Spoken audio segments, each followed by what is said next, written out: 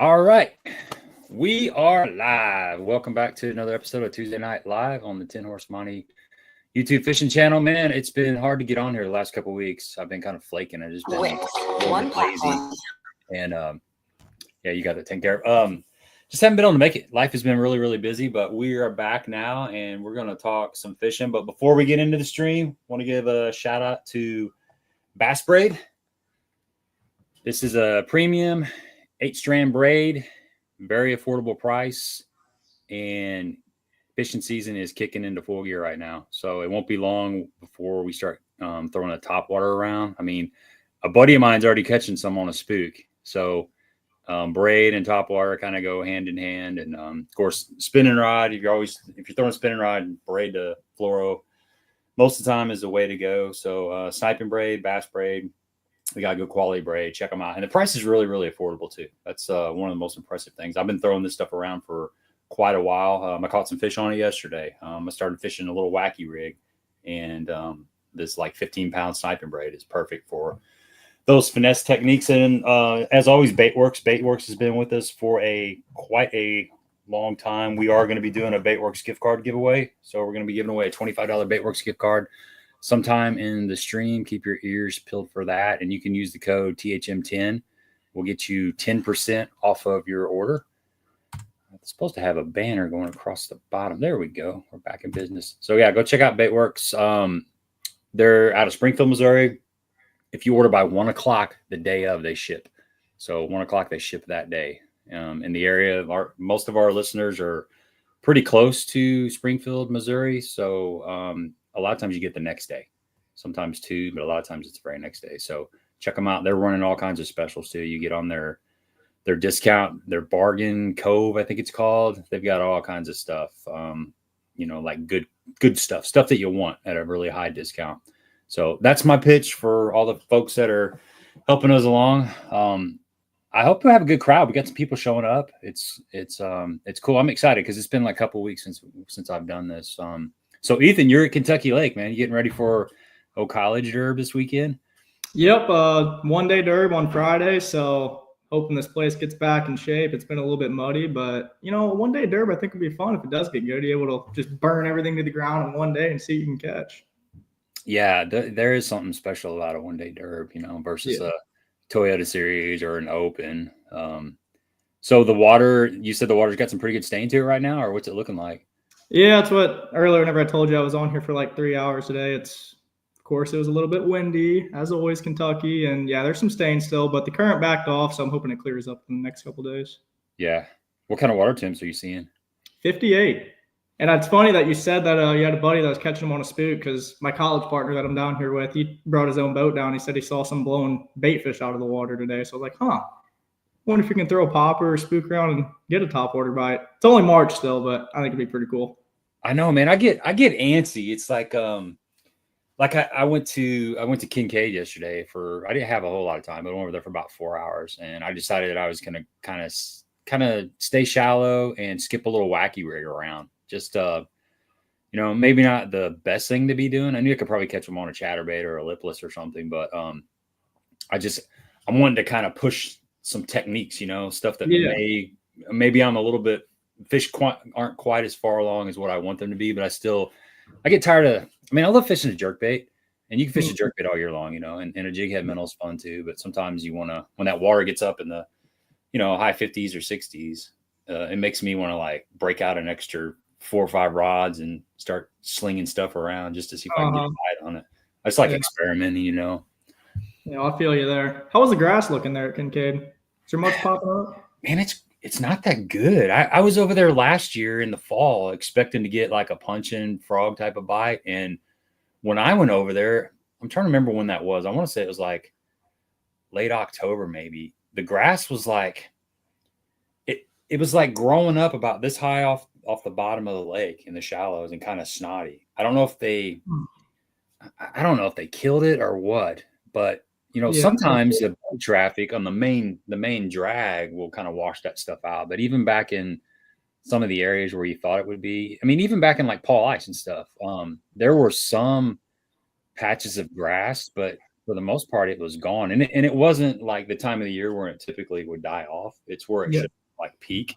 Because like at Cedar during the same time, it was really, really lush. But yesterday it wasn't really happening yet. I mean, I found there's some fresh growth, but it seems like it's a little bit behind. So I don't, and it's real slimy right now. You know, that slimy crap where you can't hardly work anything through it. It's that's a bugger. Yeah. But I did snag a big old muskie right there towards the end of the day. Oh, nice. Man, I don't like those things. They scare me because I was slow rolling a bladed jig and in about 8 or 10 foot of water. And I seen a lot of fish swimming around on the front looker, but I think there's a lot of carp in that lake, like big carp. I keep thinking I'm seeing some really big carp because you throw something by them and a lot of times they spook or they don't really do anything. But I was kind of slow rolling that chatterbait out there in about 8 or 10. And I felt it was a kind of a different kind of bite.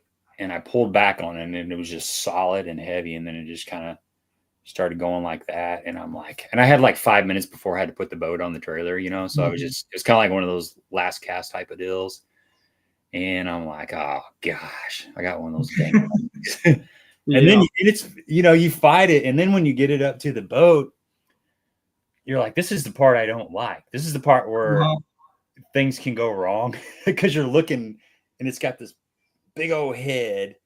And then it opens up its mouth and you see those teeth and you're like, man, I've got to commit to it. I've got to stick my hand down in there and, and get up in that gill plate somehow. But I'm like, as soon as you get down there close, they seem like they want to turn their head and you're like, you pull your hand away and I don't know. Luckily I got up in its gill plate and I started to pull it up and my finger slipped out and the chatterbait popped out of its mouth and it swam off. So I was wanting to get it up out of the water to show the camera because I was shooting content, but at the same time I was kind of glad that I didn't have to actually touch the thing. And it was like a 44, 45. So it wasn't a super giant, but still pretty good sized fish, Yeah, I know what you mean with that. At Chickamauga, I didn't even really know this, but there's big striped bass in there. And the way that I figured out the first one, I don't even know what I was doing. I was like almost just blind casting a minnow and one ate it and then I caught it. And then like once I learned what they look like, there'd be so many times one would start following it and I'm like, oh, do I want to catch it or do I not? And then finally like give in and let him eat it. And then I'm fighting it for 25 minutes and I'm just like, why did I even do that? I should have just pulled it away. You just wasted 25 minutes of your time fighting a 30-pound striper, but it's fun while it lasts until it's not fun. Yeah. And they don't hardly give up. It's like they're crazy. Yeah. And they do those really big head shakes. They really woom and almost spool you. Yeah, they're fun. Like you said, they're fun. But it's a commitment when you hook one. It's like you said, it's like 15 to 20 minutes that you're going to be fighting that fish, and there's really nothing you can do. You can't really horse them. I mean, I caught some on a glide bait. I was throwing that Buka brand, the trick shad, on like 20-pound test, and dude, they will almost rip the rod out of your hand. With the spinning rod, it loads up and then it's just drag. But with 20-pound mono and a bigger rod, they hit and you set and it's just things just kind of lock up for a little bit. And it was really windy and I was in a 16-foot John boat. So I got like 40-mile-an-hour wind pouring into this cove. So I'm sitting there, I'm already kind of off balance slightly because of the waves and stuff. And then something hits and just pulls back and you're just like, it's a battle, man. But it's totally different on 20-pound tests. You can get them in the boat in like 3 minutes, maybe something like that. Probably pulled the boat around quite a bit, take you for a little ride. It did. It was like spot lock. It just kind of held me there in the wind. So, what do you think about the classic, man? Did you have a chance to watch any of it? I did a little bit, not as much as I usually do. I don't know what everybody else thinks, but I like seeing the young guys do good. I think it's a lot of fun seeing that. Kind of like Hayden Marvitt last year at the Toyota Series Championship. Whenever I was fishing that, I just thought it was super cool seeing somebody that was like just about your age do real good. So I thought that was a lot of fun. Wish there'd been a little bit more catches, but the good thing is whenever they did get bit, there's some big ones. So that makes it a little bit better. Yeah, I was the same. I didn't get a chance to watch much. We went to Fayetteville down in Arkansas. We went to University of Arkansas, did like a campus tour type of deal. And then we went to Eureka Springs. So I was gone for like 4 days. Right in the middle of that, I was just doing family stuff. So it wasn't like I was sitting around the house just chilling where I could really watch it. And I got a chance Sunday to watch basically like the last 4 or 5 people. I was pulling for Trey. He was on my fantasy team, and but Easton's awesome too, you know. Yeah. And I kind of saw Bass Track, and I knew, you know, Easton had caught that. He popped that like 8-pounder right there at the last 30 minutes left. Yeah. Super clutch fish. I did think Trey was going to win because, I mean, obviously it wasn't easy getting them things to bite. And I know he's pretty good at getting fish that don't want to bite to bite. So I thought he was going to pull it off. But yeah, either way, great finish. Yeah. He stumbled a little bit on day 2. Mm-hmm. I think he said the pressure of all the spectators, because he had a bunch of boats around him from what I heard. And he was leading after day 1. I think it was kind of in his head a little bit. Mm-hmm. And I'd be freaking out if I was leading the classic. I'd be backlashing, stuff like that. Yeah. Well, and the way he's fishing too, I don't know how I know on day 3 they were fishing around a lot of standing timber. And you got to be focused when you're doing that kind of stuff. A lot of obstacles there. Yeah. Super precision casting, and you're trying to coax those bass into hitting your little, you know, fake minnow. Yeah. I'm going to kind of browse through some of these comments here. Let's see.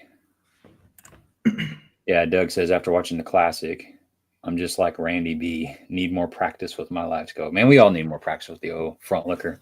Yeah, that's for sure. What do y'all think about that? It's kind of a personal question, but all like the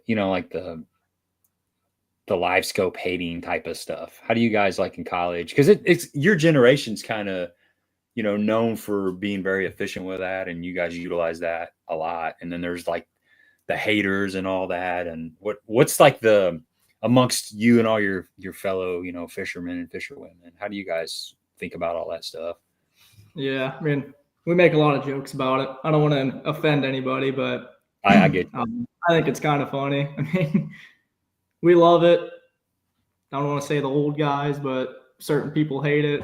I don't know. We just laugh about it, and we keep using it. We don't want it to go anywhere, obviously. Yeah, good answer. I get tired of hearing about it. To me, it's like, you know, well, back to the classic. Some of the best scopers didn't do that well in the classic, which tells you that it's more than just having that technology. Not that we're going to go down a rabbit hole with that, because it's already been hashed out for the last couple of years, but it just shows you that it's more than just having that tool. I mean, it comes down to the fish location. You got to locate the fish, and then you got to figure out how to make them fire. I mean, that's bass fishing 101. Oh yeah, 100%. You can't catch fish if you're not around them. Yeah. You see Rick Clunn's post that he made about Easton? I did. Yeah, I thought that was cool. Yeah. That was really cool. I like Rick, man. I mean, Rick is like, he just gets it. He just gets it. You know, he might be in his 70s or whatever, but he just he's open-minded and he understands it. Yeah, he's got a very good view on all that stuff. So I asked what's working for people right now. And Sam said he caught a 3-pounder on a Vision 110 yesterday. And then Jay says spinnerbait worked good Saturday at Kincaid, but not Sunday. Mike said he caught some schooling in 53-degree water a week ago. Yep. That's what I want to find.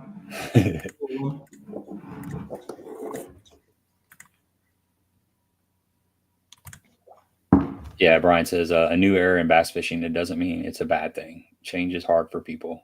I personally love it and love the classic. Yeah, that's a good comment, Brian. As far as the change, as humans in general, change is difficult. We're creatures of habit, and we want things to stay in our comfort zone and not adapt. Usually the older you get, the more set you are in your ways. And it takes effort.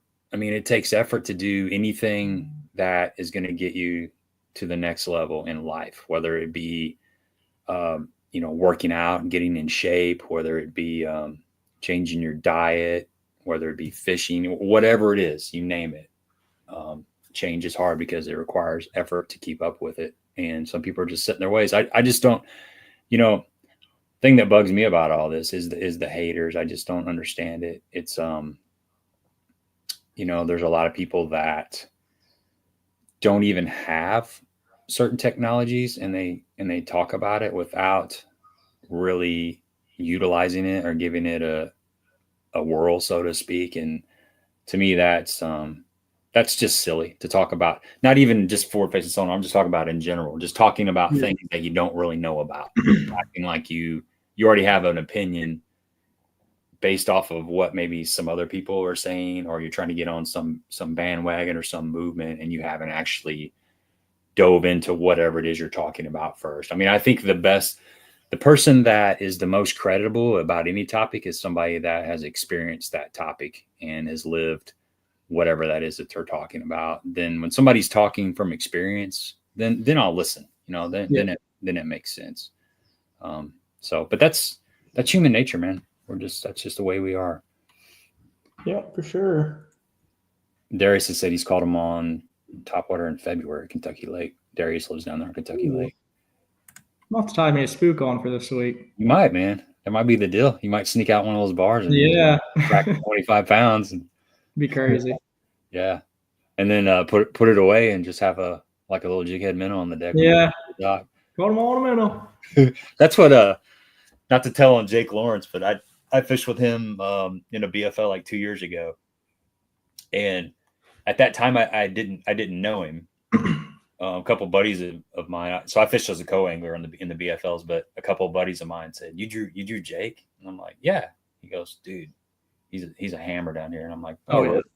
So I was kind of excited just to go out and capture that day on video. Mm-hmm. And I got in the boat with him that morning. This is a fall derb, and he had like 5 or 6 bait casters on one side, and then like some more bait casters on the other side, and just like 1 or 2 maybe spinning rods. But he had like a big whopper plopper or chopo or something. He had a big spook. He might have had a sexy like a mega dog. Some big crankbaits, all like power fishing stuff, heavy line looking stuff. Mm-hmm. And I was looking at it. I'm like, I thought this dude was like, mainly a live scoper guy. And I'm kind of looking, and we get out to our first spot, and he throws the trolling motor down, and he puts like a bunch of those rods away, and then he pulls out like a bunch of spinning rods. It just starts going to work, man. Yeah, I was like, that's classic, dude. I was like, that is awesome. He's like, yeah, people be watching, man. I was probably in that tournament peeking over, like seeing what he's got on his deck, and I didn't retied all my stuff. He didn't even use any of it. Yeah. We had fun that day. I learned. Yeah, he's a good dude. He is a good dude, man. He's a good dude. Jay says the grass towards the dam isn't bad, but it's blooming and slimy. Yeah, that's kind of what I found. I didn't go all the way up by the dam though. Daniel says, well, live scope as a learning tool, you do see a lot more younger anglers in pro fishing spots. Do you think bass or MLF will ever do age limits to be on a pro tour? I don't know. I mean, I think like in a BFL, you've got to be, I think you can be 16 if you have consent, and then maybe 18 to just jump in the tournament by yourself. Does that sound right? Yeah. I think that's, heck, I think you can be 16 and be a boater, actually. I think so, because I think Trey might have been 16. Yeah, whooping all our butts. Yeah, in the Illini division. It seems like his mom would dump him in the morning or something. Yeah. If I remember right. Let's see here. Yeah, Jonah wants to know if I've got my new Phoenix yet. No, I texted Austin down at ACS Marine 3 or 4, 5 days ago, and he said it's going to be like, well, actually last week I guess it was, and he said it's going to be a couple weeks. So end of March. Well, we're almost at the end of March, so hopefully by first week of May or so, or first week of April, I'll have it.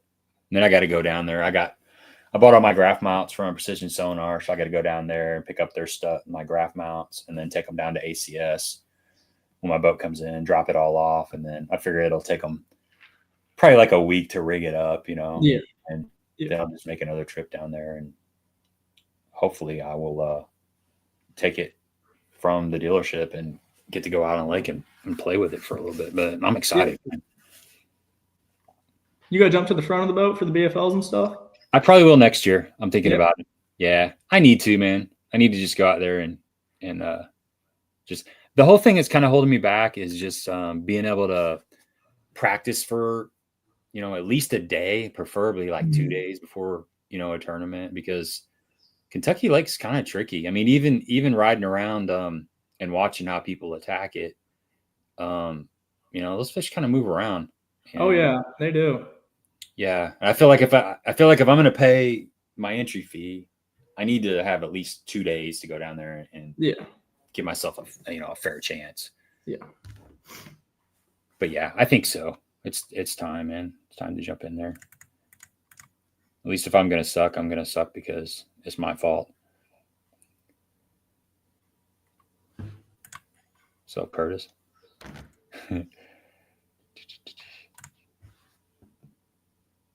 The Mini Max. That's a good little bit. You feel the Mini Max around much? I do. That's actually one of my buddies. I think he's trying to be jacking with me. That's like my favorite bait of all time. He's trying to spill the beans. Yeah. I whoop his butt on it all the time, so it's whatever. Yeah, Redneck Rick. Chatterbait's the deal right now. They got that new Evo, like the mini Chatterbait. Yeah, I saw that. I also, whenever I was at Chickamauga, I picked up some of these other jackhammers. I can't even remember what they're called. Like one's got like a black and gray package, and another one's got like a red package. I have no clue what the difference is, but I got some, threw them. I don't really, like I said, I don't know what the difference is, but I don't know if you did. If you've ever seen those before. You think are they like a tungsten head, or is that maybe the difference? Yeah, I think it is a tungsten head, but I just didn't understand why there's two separate packaging on them. Like the blade looked the same, skirt looked the same. Yeah, I'm not sure. I'm not sure about that. Yeah. I like that finessey stuff though. It's kind of fun. Curtis says a stealth blade. It wasn't a stealth blade, was it? No, it wasn't. That's one with the clear blade. Yeah, I got some of those.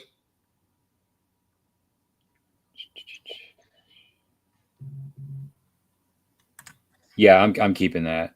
Bassman, the 819. I decided to keep it because it's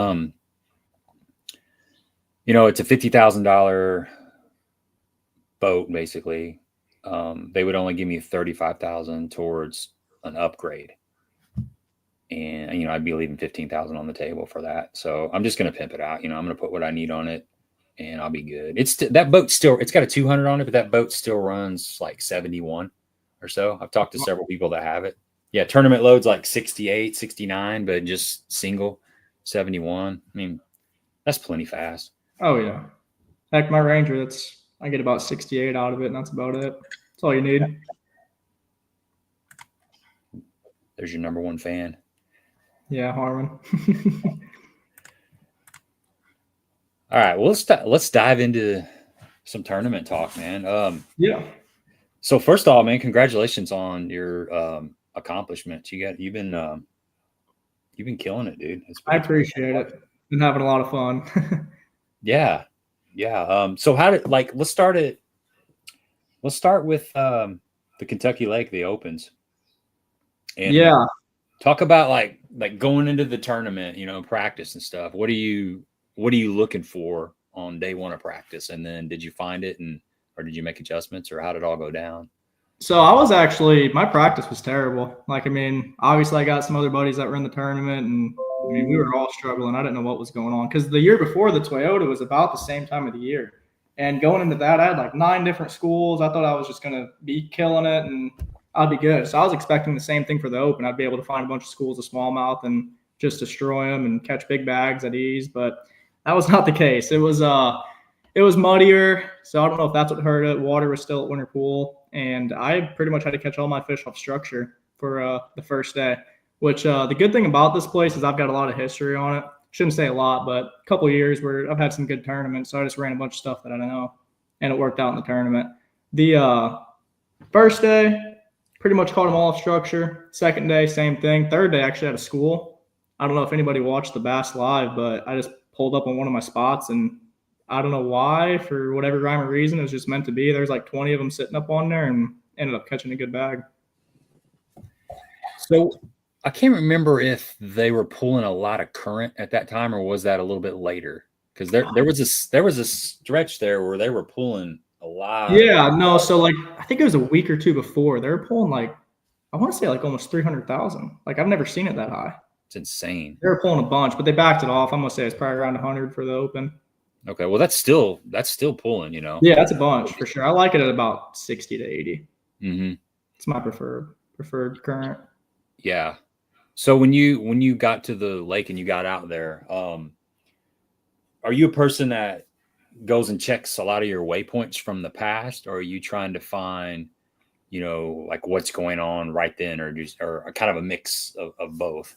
So I got my certain spots, like I said, where they'll school up good this time of the year, and I would go check all those just because, I mean, you got to see if there's a school there. But as far as it goes for like all the structure stuff that I have, like all my stumps, like I got stumps out here that I know I can catch a fish off of from January, the whole entire year. Like I know that there'll be one on there. So I don't ever hit those. I just leave all that up to the tournament. But as far as those places where they school up, I'll check each and every one of them. And then yeah, that wasn't working out. So I get on top of the bars a lot of times and just try to figure out where there's the most activity, whether it's in 2 foot of water, 20 foot of water, just kind of try to figure that out. Okay, that makes sense. I'm going to try something real quick. If it goes sideways, it's all good. Let's see what happens here.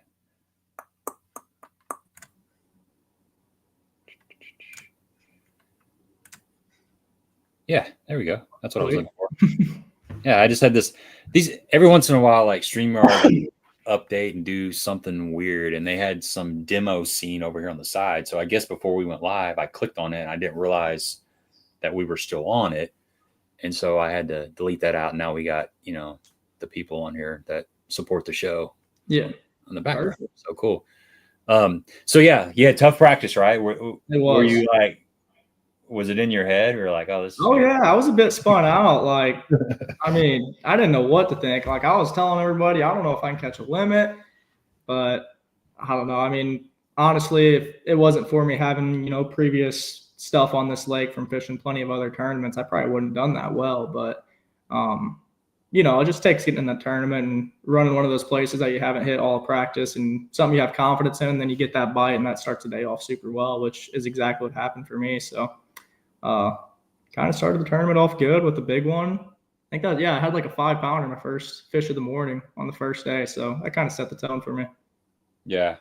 Were you seeing, like in practice, were you seeing fish? You just couldn't get them to bite, or were you just not seeing fish? I wasn't seeing fish. I couldn't find them. That's scary. Yeah, I know. It's super scary. So, you know, big thing, I guess, was just making random moves and adjustments in the tournament. And you just got lucky and it worked out. I don't know. You know, the luck pattern is one of the best patterns you can have in bass fishing. Yeah. I mean, I'd rather be lucky than good. You hear all the time. I live and die by it. It pays the same. Oh yeah. Yeah. So the day one, you got one about, did you say 5 in the boat? Yeah. First fish of the morning. Was that pretty early? It was, yeah. It was pretty early. I'm not gonna say it's my first stop, but I'm gonna say probably the second or third stop, which is still pretty early in the morning. Yeah. So that lets you know, hey, there is fish in the lake. Yeah, there's a couple swimming around. Yeah. Does that kind of calm you down a little bit, just getting that first keeper in the boat? Or? Oh yeah, 100%. I mean, I still only had probably 5 to 7 bites the first 2 days, which it's a little bit scary, but I don't know. I mean, like I said, with all the stuff that I had marked here, you know, got a little bit of confidence to just go run everything, and eventually you're going to run into 5 of them. Just got to hope that they're the right ones. Which that tournament, it kind of reminded me of Pickwick a little bit for the Toyota down there. Like you weren't getting many bites, but whenever you did, they were big. Because I know a lot of the people that I talked to in that tournament, like they may have only had 5 bites on that first day, but they weighed 23 pounds. So just it's exactly what Pickwick was like for the Toyota. Yeah. Were you strictly targeting smallmouth, or did you have any, largemouth in your bag on Kentucky Lake? I had a 5-pound largemouth both the first and second day, which was completely by accident. I was targeting smallmouth, doing smallmouth stuff, and they just happened to get mixed in, which, heck, I'm completely fine with it. They're going to be 5 pounds. I don't mind. Yeah, no doubt, man. There's still some really good largemouth in that lake. Oh, yeah. I was down there last summer, and I was down there for 2 days. I probably caught over 100 fish, including a 8.5-pound largemouth on a hair jig. Dang. Yeah, it's pretty sweet. So I'm still living there. That's fun, man. Hair jigs. Oh, yeah. It was a lot of fun. That's one of my favorite ways to catch them. Uh-huh. Can't beat it. Yeah, Ordinary Angler says, so is Kentucky Lake still dead with all the Asian carp? Or did you see a lot of Asian carp when you were down there? I'm gonna say I've been coming down here for about 3 years, maybe. Definitely from like the first year I was down here compared to now, there's way less. But right now with like the water warming up, a lot of those carp are starting to lift and get up on top of those bars, which it kind of stinks a little bit, but it's not as bad as it used to be. Not even close. Yeah, I feel the same just because I've been fishing it for quite a while as well. And you'll still see a few little pods, especially as the water warms up. You'll see some pods move through the areas, but it's not like it was like 5 years ago, 6 years ago. Yeah, no. It was crazy. I mean, there's still certain bays and stuff that if you go into them, like Pisgah, I hate that place because if I go in there is just carp everywhere. They're jumping in the boat. Yeah, terrible. They are. Actually, we'll jump off to a couple of questions here real quick before we get too far past these. Okay, here's one. Martin says, Ethan, what was the best lake to learn how to live scope on, and what was the most difficult? I feel like for me, like Lake of Egypt is the best place to go put your transducer in the water and go catch fish. But I think Kentucky Lake taught me like a lot of the harder techniques with live scope, like catching fish off the bottom, fish that are super tight to structure, and being able to hit them in the head. Because they don't float out here on Kentucky. Like you gotta really be looking and seeing them and then hit them in the head to get them to bite. So it's a little bit different fishing down here at Kentucky, but I'd say Lake of Egypt is like the best place to go and just see bass and catch them and just learn a bunch about, how they're moving, fish on bait. So that's probably be my two lakes. I would second that as far as what we have to offer in this area. There's something about Lake of Egypt that they do school up and float around, and you don't really get it at certain times on other lakes, but Egypt consistently has school. I think there's a lot of more pelagic fish on Lake of Egypt that just follow the bait around. Yeah, for sure. And you really, it's kind of like if you were down in the Ozarks area, Table Rock is a really good lake to learn how to live scope, because you got a lot of fish that follow bait around. So you can kind of, or bull shows, you can kind of go through the process of scanning, looking for bait. Then when you find a bait, see if there are bass relating to that bait. If you see those two ingredients, then you can put the water down and start fishing for those and picking them off. So I agree 100% that's the best lake that we have in this area to practice that kind of stuff. And then like what you were just talking about, Kentucky Lake, the next couple levels of forward-facing sonar is the fish that are tight to the bottom. Figure out how to find those, and then grass. Fishing grass is another. In my opinion, it's another form of using live scope or forward-facing sonar. It's like its own kind of technique. How to see the fish kind of on the edges of the grass and moving in and out of the grass. And but yeah, the I don't want to say the easiest, but the most bang for your buck as far as just figuring out how to cast and catch fish is that open water, the floaters and stuff. Yeah, 100%. Yeah, and then there's like even doing that, something that I found, and I mean, I'd like to get your opinion on this, but for me, some of the hardest to catch are the ones that look like they should be easiest, that are like right up in the shad or underneath the shad. Yeah. The ones that are like 50 feet off to the side of the shad, you know, if you see a couple that are off to the side, those seem to be a little easier for me to catch a lot of times. I don't know. Yeah. What's your point? What's your thoughts on that? Yeah, no, I know what you mean there. I think it's just because like they got so much to look at. They got this giant live ball of shad above them, and then you're trying to hit your minnow in the head on them. And I think a lot of them fish are just moving around so much too, so you got to hit them about perfect. Yeah. Which if you do put it in front of them, I mean, you'll probably catch them, but they got a lot of distractions whenever they're in a ball of shad. Yeah. So definitely makes it harder. There's some times where it's so weird. Like you'll throw it, you know, a group of fish, and then you'll move down a little bit, throw it some more. Like say you're A-rig fishing, you know, let's say it's January, and we'll just stick with Lake of Egypt.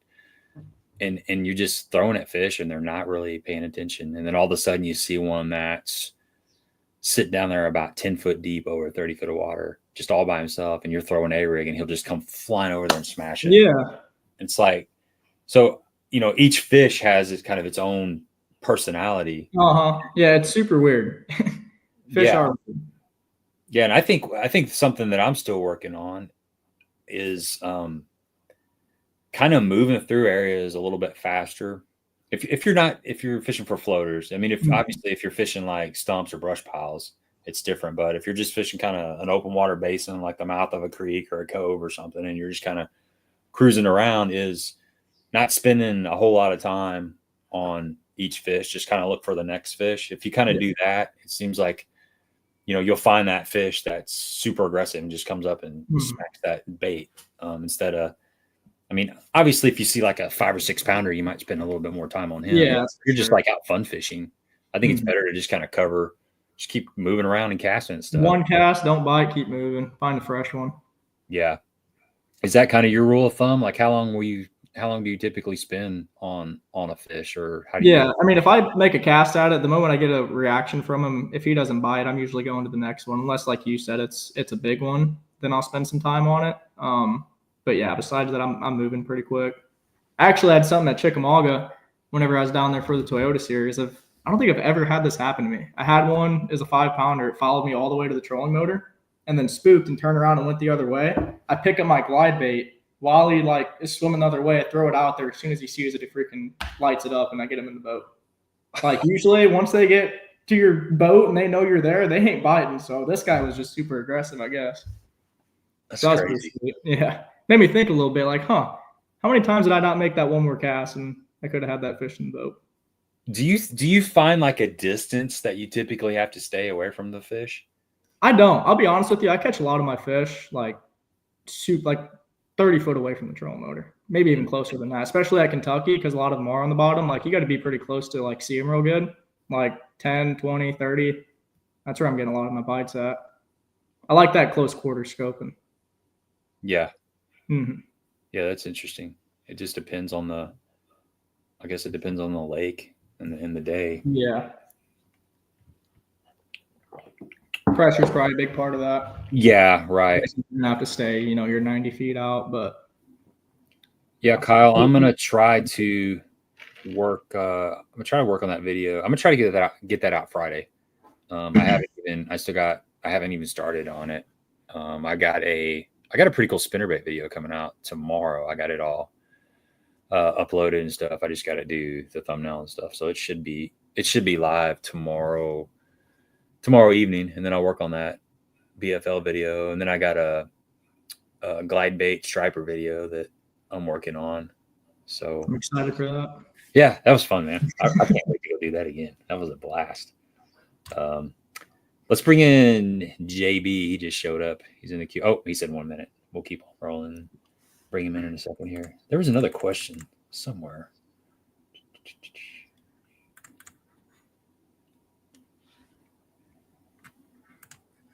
Yeah, there's still, I mean, it takes 20 something pounds to win on Kentucky Lake now. Just about even when it's really, really tough. Took 24 something to win the Jetta this past weekend. Yeah. So that goes to show. Would you say the smallmouth are growing in numbers on Kentucky Lake? Big time. They're booming. Yeah. Yeah. I agree too. I'm curious There's a lot of years if there's going to be a 30-pound bag of smallmouth. I bet there will. Oh, there's got to be. I guarantee it. Yeah. It's coming. You're starting to see a lot more of those fives. Like high fours, low fives. I'm curious to see, like, whenever this place, like how it said it, they haven't really started schooling real good yet. I'm curious to see whenever that does happen, if there's going to be a 30-pound bag this year. What's up, guys? Hey. Welcome to the show. Sorry, I was pounding a thing of tacos real quick. So. Yeah, I didn't want to bring you in with your mouth full. You're good. You're good. I was glad you didn't. Sorry, I just got back from baseball practice. So. Yeah. How was it? We're getting there. We're getting there. Baby steps. Baby steps. Baby steps. Got right. we have like I like to tell them, we have lots of opportunities. So there you go. Got to stay positive. But what do you think? You think there's a 30-pound sack of smallmouth in Kentucky? At Kentucky Lake? I think so. Yeah, there is. Heck, you might see it. I don't know if somebody can put 5 of them together in a tournament situation, but I would say high 20s in a tournament situation is possible this year. And I think it might be in under 10 foot of water too. Yeah. For sure. So maybe even under 7. Ethan's shaking his head like under 3. Under 3. On a spook. That's what those were the good old days. I don't know if those will ever be back. Yeah, we need some grass. You get some grass in Kentucky Lake. Do you remember the grass, Ethan? No, my first time down here was like 3 years ago. So whenever I come down here, it was still like the bad part of Kentucky Lake where you didn't want to be here.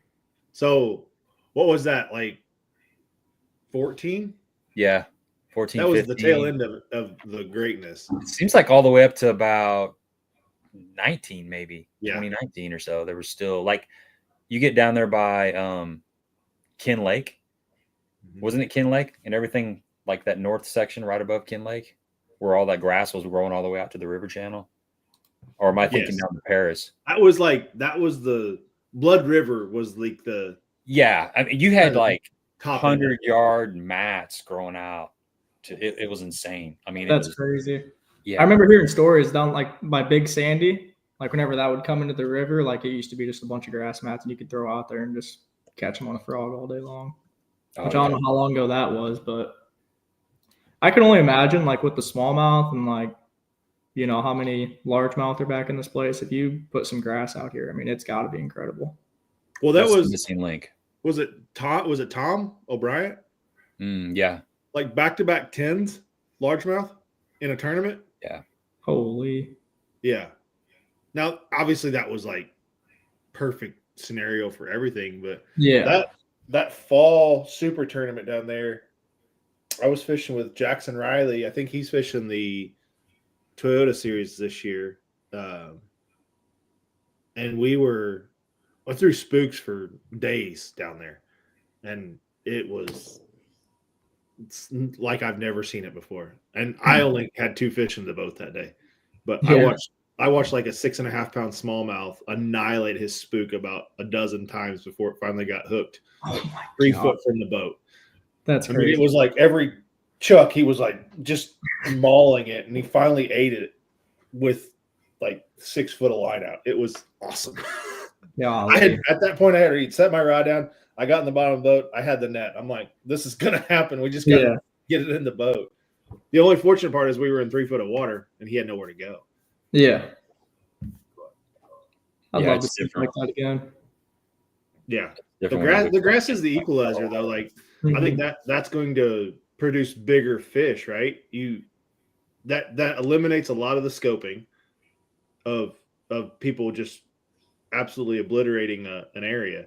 They have a place to hide. I mean, I don't know how much you guys talked about our little local lake that we have here, but that's the equalizer for us is the grass. Yeah. I mean, look at Gunnersville. I mean, it's it's good for every fish that's in the lake, bait fish, everything. So and it's good 365 days of the year, right? It's not good now back to January, December. It's good all year because they have somewhere to go and get away from some of that pressure.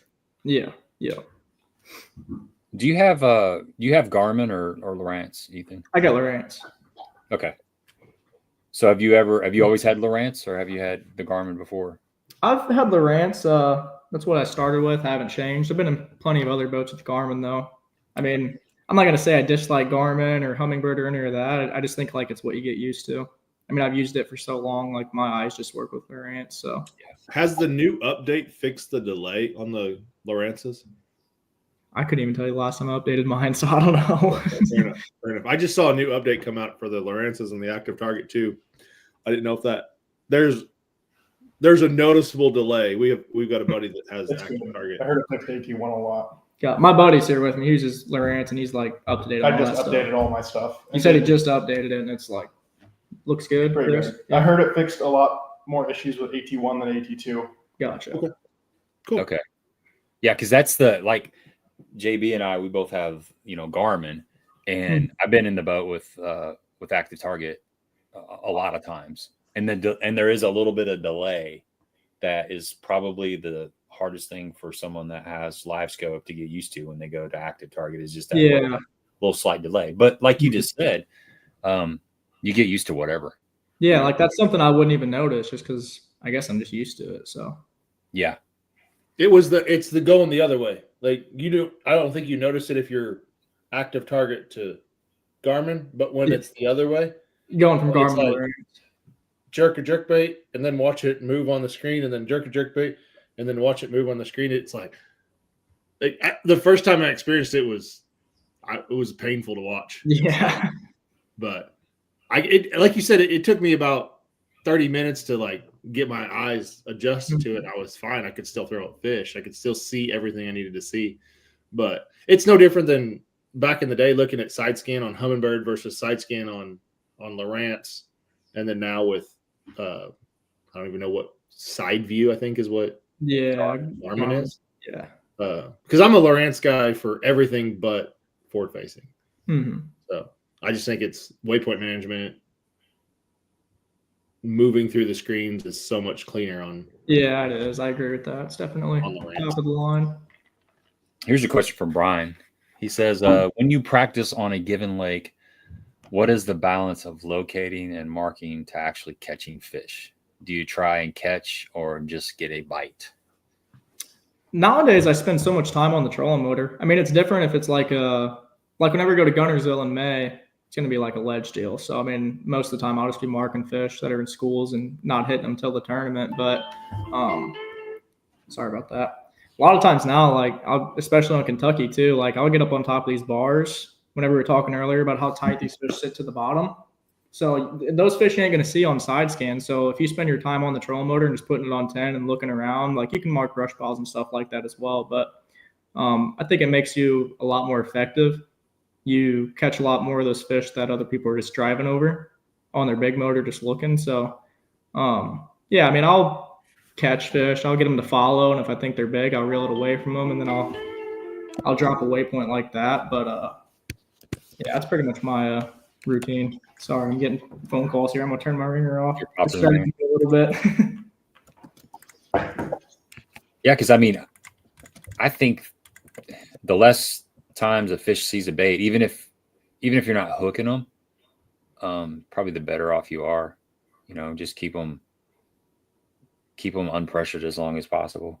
Yeah. Even if I can't remember what it might have been Bass Talk Live. I can't remember what podcast I was listening to last week, but they were talking, and I can't even remember who the angler was, but they were talking about like when you're pre-fishing, like shaking fish off. Just putting say you're flipping, you're putting like a Yamacraw or something on a screw lock with no hook, and you're flipping it, and you feel that bite, and you just kind of pull it away. How many times do you go back to that stump in the tournament and get that fish to bite? And it was like 25% of the time that fish actually bites again.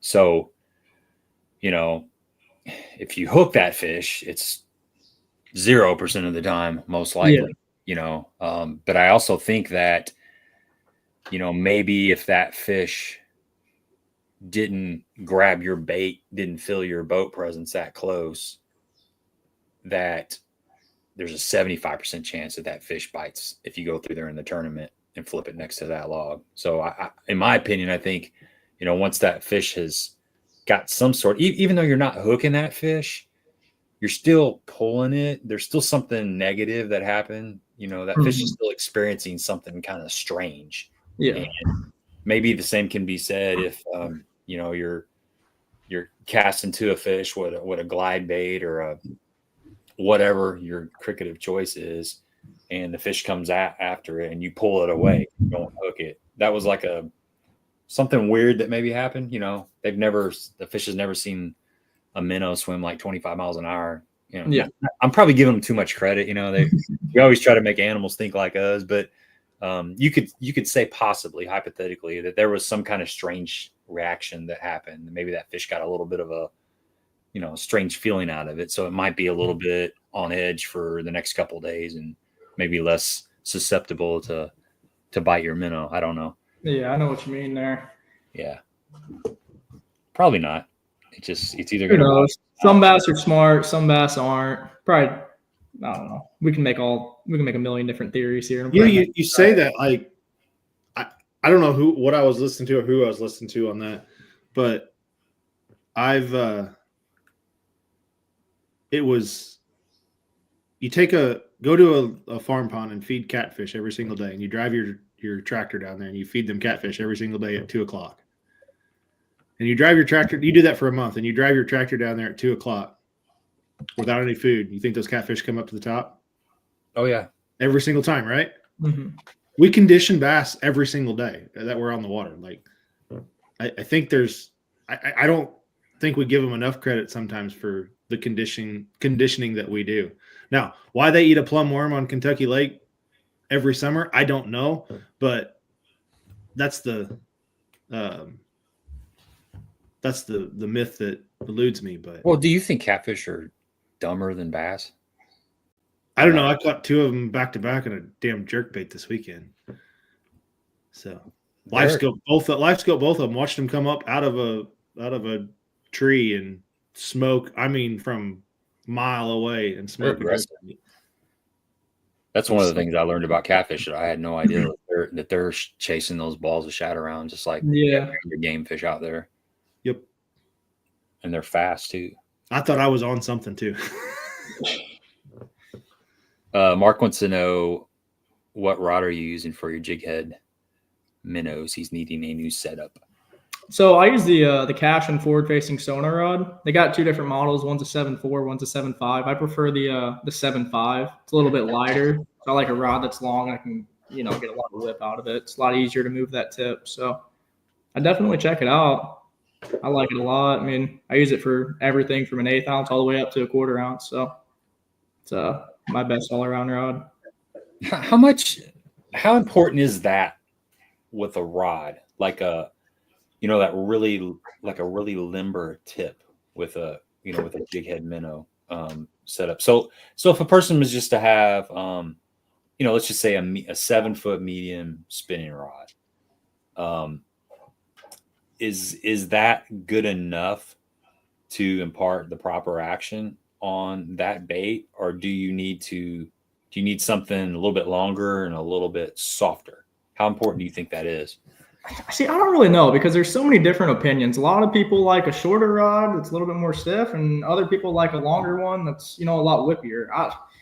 I don't know. I mean, they probably all catching the same. Could just be like a personal thing. I like the longer one. I think I can shake that minnow a lot more effortlessly. And I mean, I don't know. I like casting with a longer rod. I feel like I can control them a lot better. Just something feels weird whenever I got a short rod in my hand and I'm trying to do it. So yeah, it could just be like an opinionated thing for certain anglers, but I definitely like the longer rod. Pete said there was a 29-pound bag of smallmouth many years ago. I believe it was Rodney Tidwell. I remember talking to Menendez on the live stream a while back, and there was like 20 plus pound bags of spotted bass at one point in time in Kentucky Lake. You're kidding me. Yeah, there were like 5-pounders in there. Yep. Wow. I know Pickwick still has a couple of those. I've caught some down there, some of them big spots. I love spotted bass. You know, you guys were sorry I stepped away for a second there, but you guys were talking about rod length. I saw a video and it was from Jake Lawrence, and he broke it down really, really good at the Classic about rod length. And I never even thought about this, but when you're making that bomb cast and it's blowing 15, 20 mile an hour and you're trying to, you know, high stick a minnow, the wind catches the line and it pulls everything off with a longer rod. You have a little bit shorter rod, like a 610, you can still keep that rod tip up, but you don't have as much of that big sway in your line. So, or you can work it, you know, down. Mm-hmm. That's what I do a lot of times. If the wind is blowing, I'll work it down. Right. But I think a lot of that depends on how tall you are. If you're 5'8" and you're trying to throw a 6 or 7.5 foot rod and you're trying to work it down, you don't have much to work it down with. So. Yeah. Here's a question from Doug. For me, the fish on the bottom are the hardest to catch with forward-facing sonar. What's your approach to catching them? Got to hit them things in the head. I don't know what it is about it, but yeah. A lot of times they're always moving too, which is a pain in the butt. So I'll get aggravated out here because, I mean, I'll see them, then I'll look up, make a cast, and then I'll look back down, and then they're over to my left. I mean, yeah, I do agree with you. Trying to catch fish off the bottom, they are hard to pull up, but if you can get them to come up, a lot of times they do eat. I just think you got to pinpoint them. I don't know why, if they're not looking up whenever they're on the bottom, if they're looking more down or what it is, but those are some hard fish to catch. But I can get them to show myself with a glide bait. Yeah, glide's got a lot of drawing power. Yeah. Mm-hmm. At least you get them up off the bottom and you see that they're there. Yeah. So. Yeah. I also hate that I can't tell what they are. Sometimes it's a drum, sometimes it's a smallmouth. So what's your best tip on telling what something is? I mean, as far as drum, like even catfish, I struggle with catfish quite a bit, unless it's like a giant one. But drum, I can tell quite a bit. I mean, they kind of got that sharp edge in their back. And I don't know how it is for Garmin. Does that fish have to be within like 30, 40 feet for you guys to be able to tell what it is? That's how it is for Lowrance. Man, I've spent a lot of time behind it. I'm still learning. Like I was catching catfish, and the biggest one, I mean, you think you're on something at Cedar and you hook into a damn striper. Yeah. But yeah, I can tell. I'm pretty good at telling the difference between a striper and a largemouth, and then I'm crappie. Sometimes some of the bigger crappie might confuse me a little bit. Catfish, carp, I can tell for the most part. They just don't move. Carp, I don't think carp yeah, move. And drum, yeah, a lot of times a drum. Something I've learned when fishing with Dale Colvin down at Bull Shows is I got to where I can tell what a drum looks like because they're just kind of there. They just they look dumb. They're just kind of they just got a weird kind of look to them. You can tell by the way fish react a lot of times too. I mean, right. Once you get their attention, I mean, they move a little bit different. Yeah, the stripers just seem to appear out of nowhere. If they're moving, man. Yeah. Striper are notorious for coming up and then flaring. Like, they come up and then all of a sudden they get real bright and then they take off. They're, that's for me, that's one. And you can really see their tails and they're moving. They're typically moving a lot faster than a largemouth. Yeah, you can see that like defined body and kick. Yeah, you see that little fuzzy behind them. The big old fuzzball, yeah. Yeah. They're moving fast, like they're hardly ever standing still. But they always come up, and if they don't commit, they just get there's like this big return comes up, and then it takes off. Yeah, that's a striper. I had a couple of them this weekend that I caught that were floating though. They were just out there. Chickamauga. Bait, dropped that bait down there, and they just took off just like a largemouth. Not fast. They just came up to it. I set on them, and 3 seconds in before they decided to make that 40-mile run, I thought I had something good. So, yeah, they're fun. Let's see. Trying to see if we got any more questions in here. Let's get back into the. Mark says he's going to give the cash and rods, and I think most of their rods are made in America. Yep, they are. Yeah, which I love. Yeah, I've talked to some of the guys at the Collinsville Sports Show. They're with Cash and Rods. Seem like really good people. Oh yeah. Okay, back into the tournament. Day one, you started out catching a pretty quality fish. Got that in the live well. So what happened after that? Were you just running like specific waypoints, or were you still kind of trying to put the pieces together? Did you have did you have a plan, or were you basically fishing the moment, trying to figure it out in real time? First day, I was more so running specific waypoints. I mean, I figured I could get, my 5 to 7 bites fishing like the structure that I already had marked. And then day 2, I can just go figure it out. But yeah, I guess my main plan, I ran up to the dam and hit every single waypoint all the way on the way back down to Paris. And I don't think I had my limit or had the weight that I had until probably the last 20, 30 minutes of the day. That's how it was both days for me, the first and second day.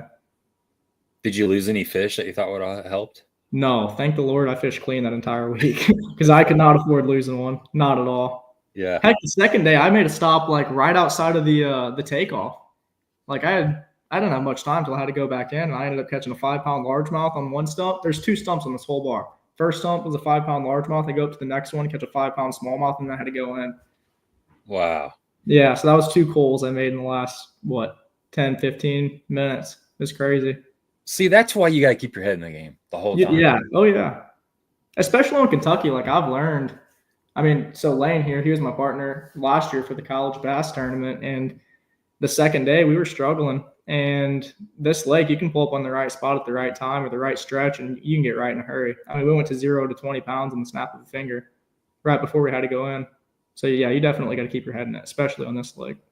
Yeah, and that BFL a couple of weeks ago, which – you ended up getting 8th place in that. So good work. But it was tough for us. We were fishing kind of shallow. We pulled in this one little bay, and this is back to how fast things can change. I had one little keeper, like just maybe a 15 and a half inch fish. And I just caught that. It was about probably like 1 o'clock. And the wind had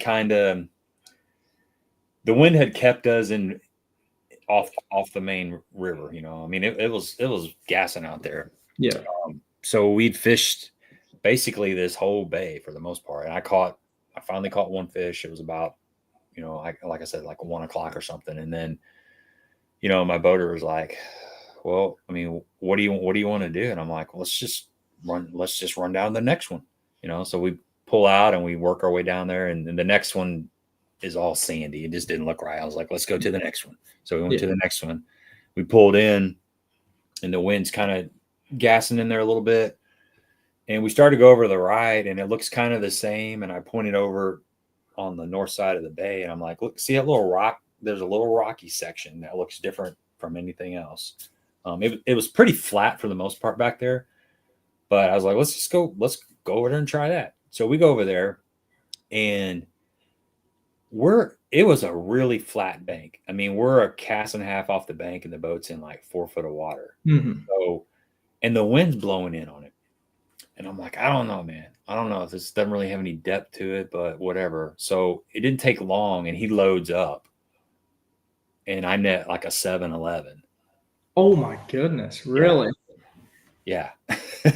So wow. He weighed that, and, we kind of piddled around for a couple minutes, and then we go down just a little bit, and I lock up on a fish, and it's like a 5'11", 5'12". Wow. Okay. So he's like, I think we should probably go back down that stretch again. I'm like, yeah, I think we should probably go back down that stretch again. Yeah. We idle back up, and this is like 100-yard stretch. We actually went down a little bit further, but it got a little bit deeper, and we didn't get any bites. So we go back up through that sweet spot, come down through there. He locks up on like a 4-pound smallmouth. Yeah.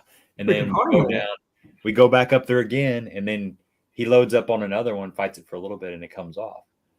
But it was all within 20 minutes, and it was all within like this 100-yard little stretch. Yeah. So there was I don't know what, like 17 pounds for 3, right there in that little, and he pulled another one off that we don't know how big it was, but I think it's safe to say it was at least 3 pounds. It was, it had him doubled over pretty good, but they were on in that one little stretch, and that feeding window had opened up, and we just happened to go through there at the right time.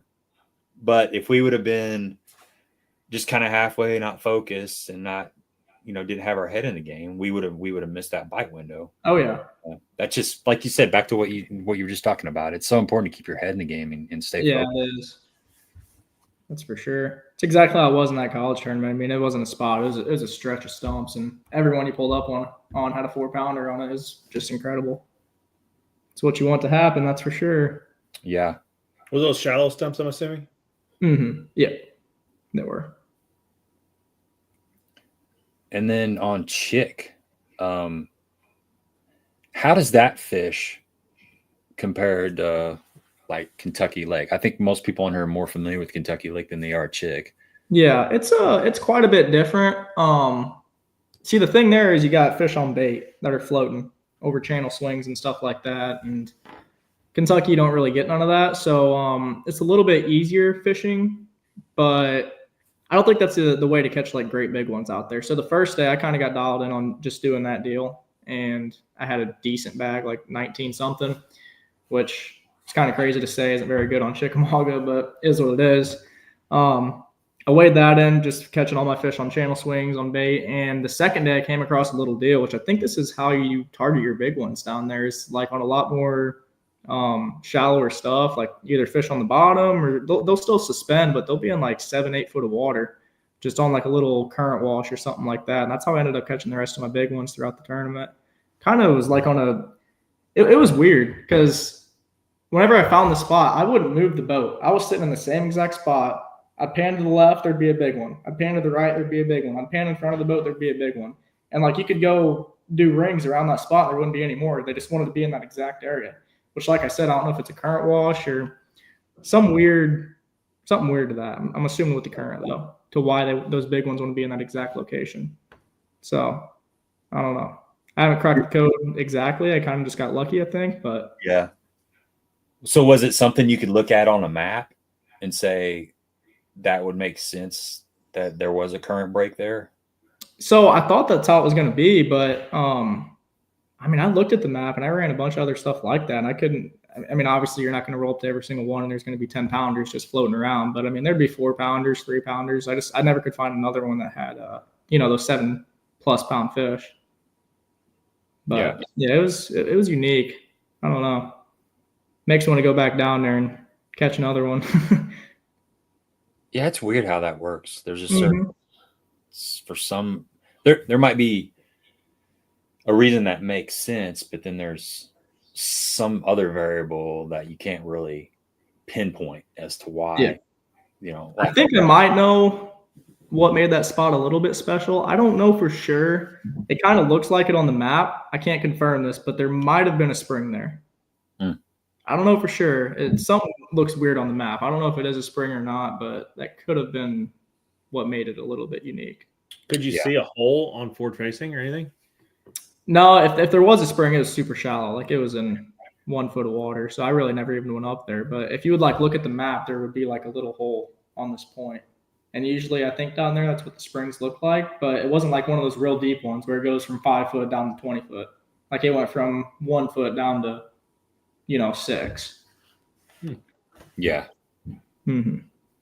Well, that's enough, man. It's enough. That's like, you'll fish a bank that's got 7 laydowns on it, and one laydown will have like a bunch of fish on it for whatever reason. It's like, there's not really a depth change. They look. Yeah, it's like, what's the difference between this one and the other 6? Yeah, and then they may just use that all the time. Like you can always go back to that laydown, and you're gonna get a bite or two off that laydown for I don't know why, but it's interesting. Yeah. Are you able to translate that shallow cover, shallow stump game to anything besides the Tennessee River? Shelbyville in Illinois. I catch them pretty much the same exact way. Really? Stumps, 5-7 foot of water on flats. Yeah. Probably shouldn't say that, but I guess I exposed myself now. But yeah, Shelbyville was definitely a place. I don't really think anywhere else really. And you don't have to say, but bottom composition in that same scenario, sandy, rocky, gravel bars, stuff like that? Some lakes it don't matter. Shelbyville, it doesn't really matter. I mean, if it's soft bottom or hard bottom. Kentucky, I would prefer it to be, something hard, which a lot of the lake is already hard bottom. Right. But yeah, I don't know. That's something you just kind of got to feel out per lake. That's fair. Mm-hmm. Yeah. Do you do like in a typical practice day?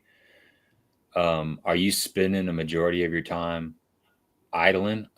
Well, I guess you kind of answered that because like Kentucky Lake, a lot of the fish are not floating; they're on the bottom. Yeah. So, but I guess it just depends on the lake. I kind of answered my own question. My question was, do you spend majority of your time idling or fishing when you're out practicing on the lake? If it's not going to be Kentucky Lake, it's probably about 50-50, honestly. Because obviously, like Chickamauga, you want to go find bait, which is going to be a lot quicker if you're on side scan. I mean, you can run around 2D even. You can go 30 mile an hour and just run around and do circles in the middle of a pocket or down a channel swing bait, and you can see bait on your screen and then shut down. But yeah, I'd say it's about 50-50. I mean, obviously, if I'm getting on a good brush pile bite at Eufaula or something like that, I'll spend a couple hours behind the seat and just mark stuff. But I guess just whatever the fish are doing, go from there. Do whatever's going to make you the most effective. Yeah. Is that so? What would be some of your home lakes? Shelbyville, maybe, or my home lake? You know where Carlisle Lake is? Yeah. I got to deal with. That's no wonder you go to Kentucky Lake as much as possible. Yeah, no, I haven't been on that place in probably three years, and I don't ever plan to go back. Yeah, maybe for white bass fishing, that'll be about it. There's better white bass fisheries. That's what I heard. Carlisle. Did you ever fish Baldwin? I've been there like once or twice. Yeah. Yeah. Yeah, you can go catch them on a crankbait pretty good there. Yeah, that's fun. Baldwin's pretty shallow, isn't it? It's got some deeper water out in the middle of it, but it's pretty much, it's kind of void of a lot of, it has some structure. It's just a big bowl with riprap basically for the most part. It's boring. I like a place that's got at least a handful of points or some kind of some contours. Yeah, something, man. Something to just like it's kind of like strip. Yeah, I bet, man. And then some of those strip pit lakes, like Pyramid State Park, it's like they're kind of cool, but they don't really have any points. You know, they got a drop off and then like a drop off, and then you find brush piles and some standing timber, and that's you got a drop off from 5 to 35 and from 35 to 112 or something. Yeah. But it's like straight down. You ever been on Newton? Oh, a long time ago. I haven't been there in a while, but that was a fun place. I don't know if it's still as good as it used to be, but I remember it being pretty fun. I hear certain times of the year it's really good up there. So I'd like to go back. That's been a I call it a bucket list or a need to go on trip for quite a few years now. So yeah, I know there used to be a bunch of giant ones in there, but I'm not for sure if there still is or if it's still. And I apologize. I assume you're from Southern Illinois. Yeah. Okay. Here's a question. John wants to know, if you had only 3 baits in your boat, what would they be? These are always like super tough questions. Jig, jerkbait, minnow. Okay. I stand corrected. That was not tough at all. Jig, jerkbait, and a minnow. Okay. All for the same thing? Oh yeah, pretty much. Is that your typical run through? Oh yeah, 100%. I love a jig, love a jerkbait, love a minnow. If I can get a fish to eat a jig off the bottom, I'm gonna have a lot of fun. It's like one of my favorite ways is, if they don't want to come up and eat on a jerkbait or a minnow, if you can get them to feed down on a jig, oh, it's so much fun. See, I haven't experienced that just yet with forward facing sonar, watching them feed down or chasing a jig down. I hear about that a lot. I've just never experienced it. I think it's essentially just the same thing that Drew Gill does with his Nico worm. I mean, he's getting those fish that I'd be targeting with the jig to bite a Nico. I mean, it's basically the same thing, but Are they floating or are they all on the bottom? a little bit of both. Okay. A little bit of both, yeah. At Shelbyville, a lot of the times, if I'm not catching a fish on structure, they'll just be on the bottom, and I'll just plump that jig on their head and boom, crack them. But yeah, like if there's a bass that is floating, usually it isn't one that's going to be floating over like 30 foot of water. But if you're like over 10 or 8, maybe up to 15, like if they're suspended in the middle of the water column, you can like reel it over their head. And once you get them to follow it for like 3 seconds, if they don't eat it by then, because they will eat it whenever it's suspended every once in a while. But if they don't eat it by then, you drop it all the way to the bottom and they'll stay hot on it and suck it in. Then you give them the beans with that 20-pound line.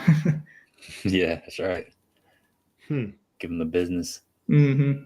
Yeah, I had a day last year where I was pitching a jig essentially the same way I would be the visible cover, but I was using forward-facing sonar. So as I was working down the bank, if I'd see a stump, 20 foot away from the boat, just a normal pitch, and I would just pitch to that stump or that brush pile with the jig, just like I was actually looking at it towards the bank and catching fish like that. It was fun. It was a really, really fun day.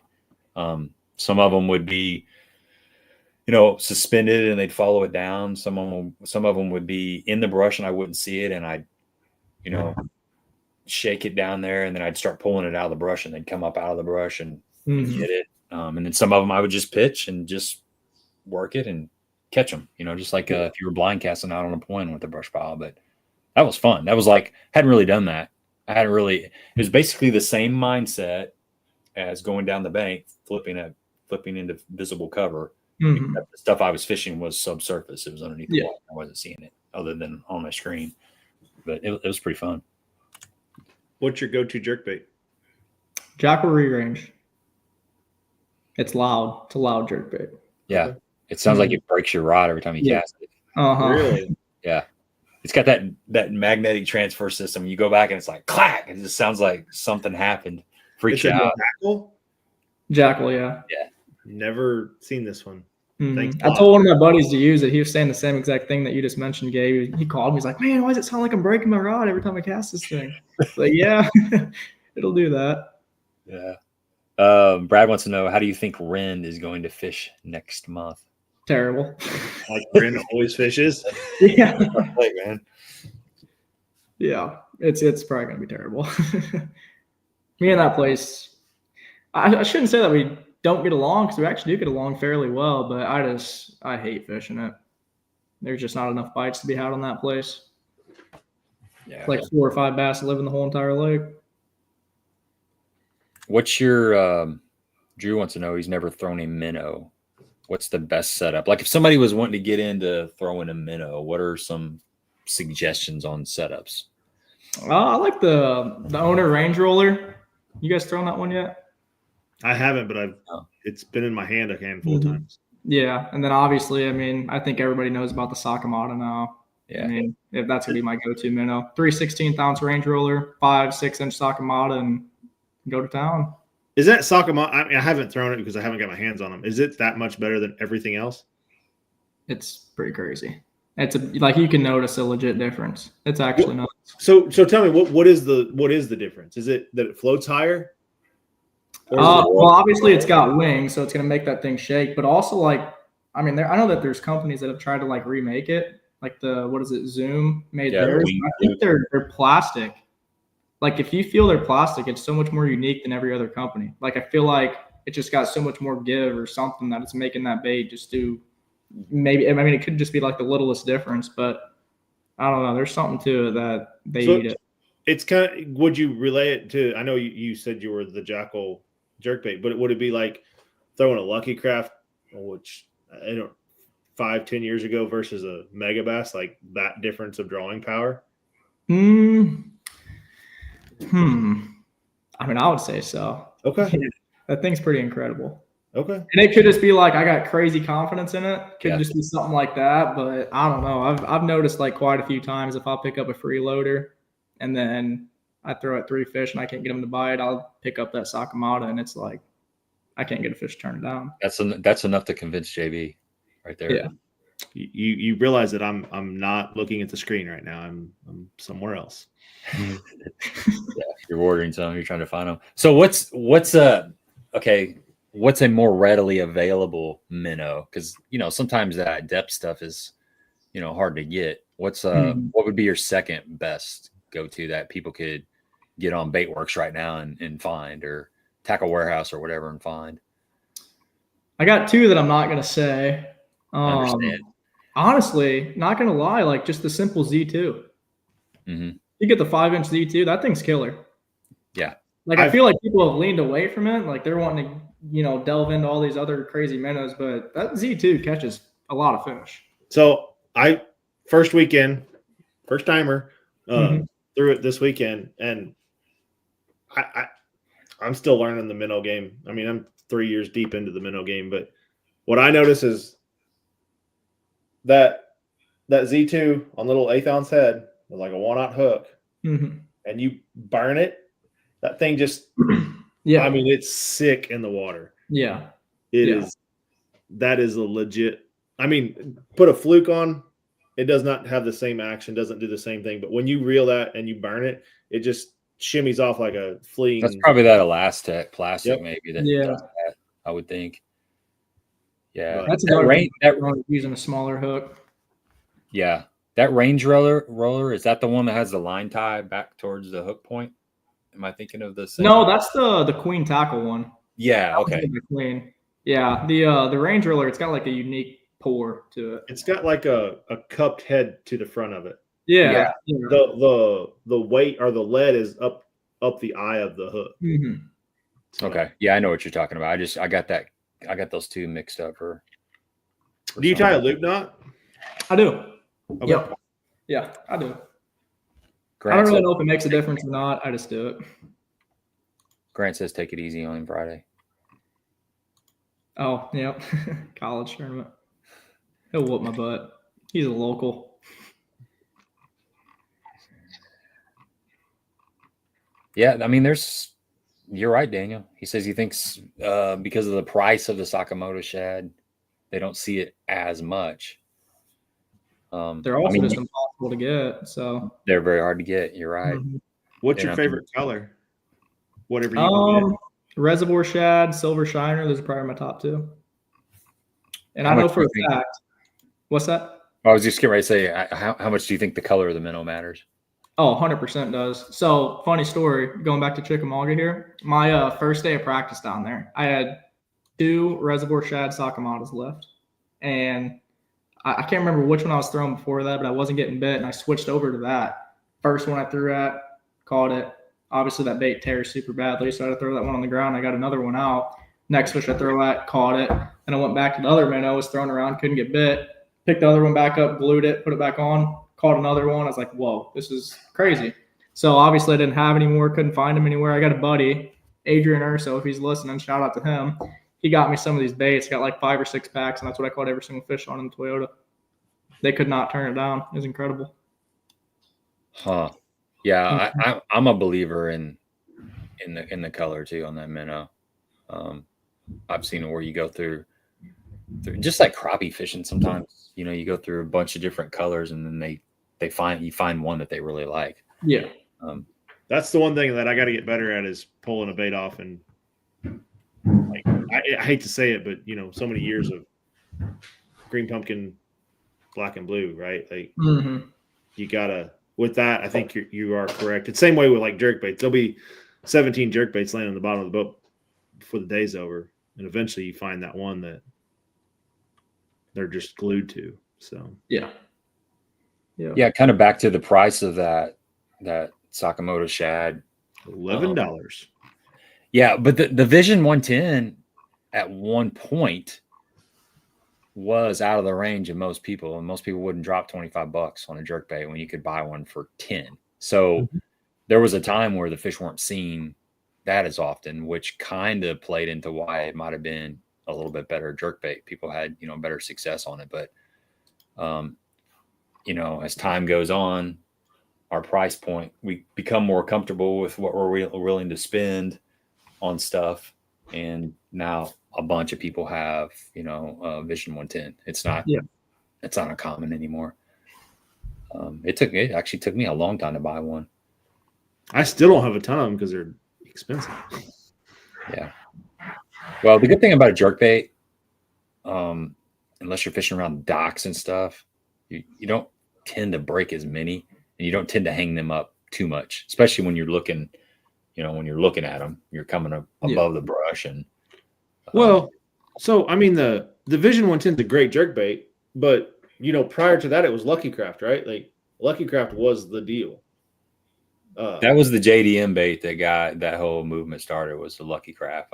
That was one of them, at least. Right. Long time. But too. I think from Vision 110 to now, there's so many more great jerkbaits out there than there was when the Vision 110 came out. Yeah. When the Vision 110 came out, it was the deal, right? Yeah.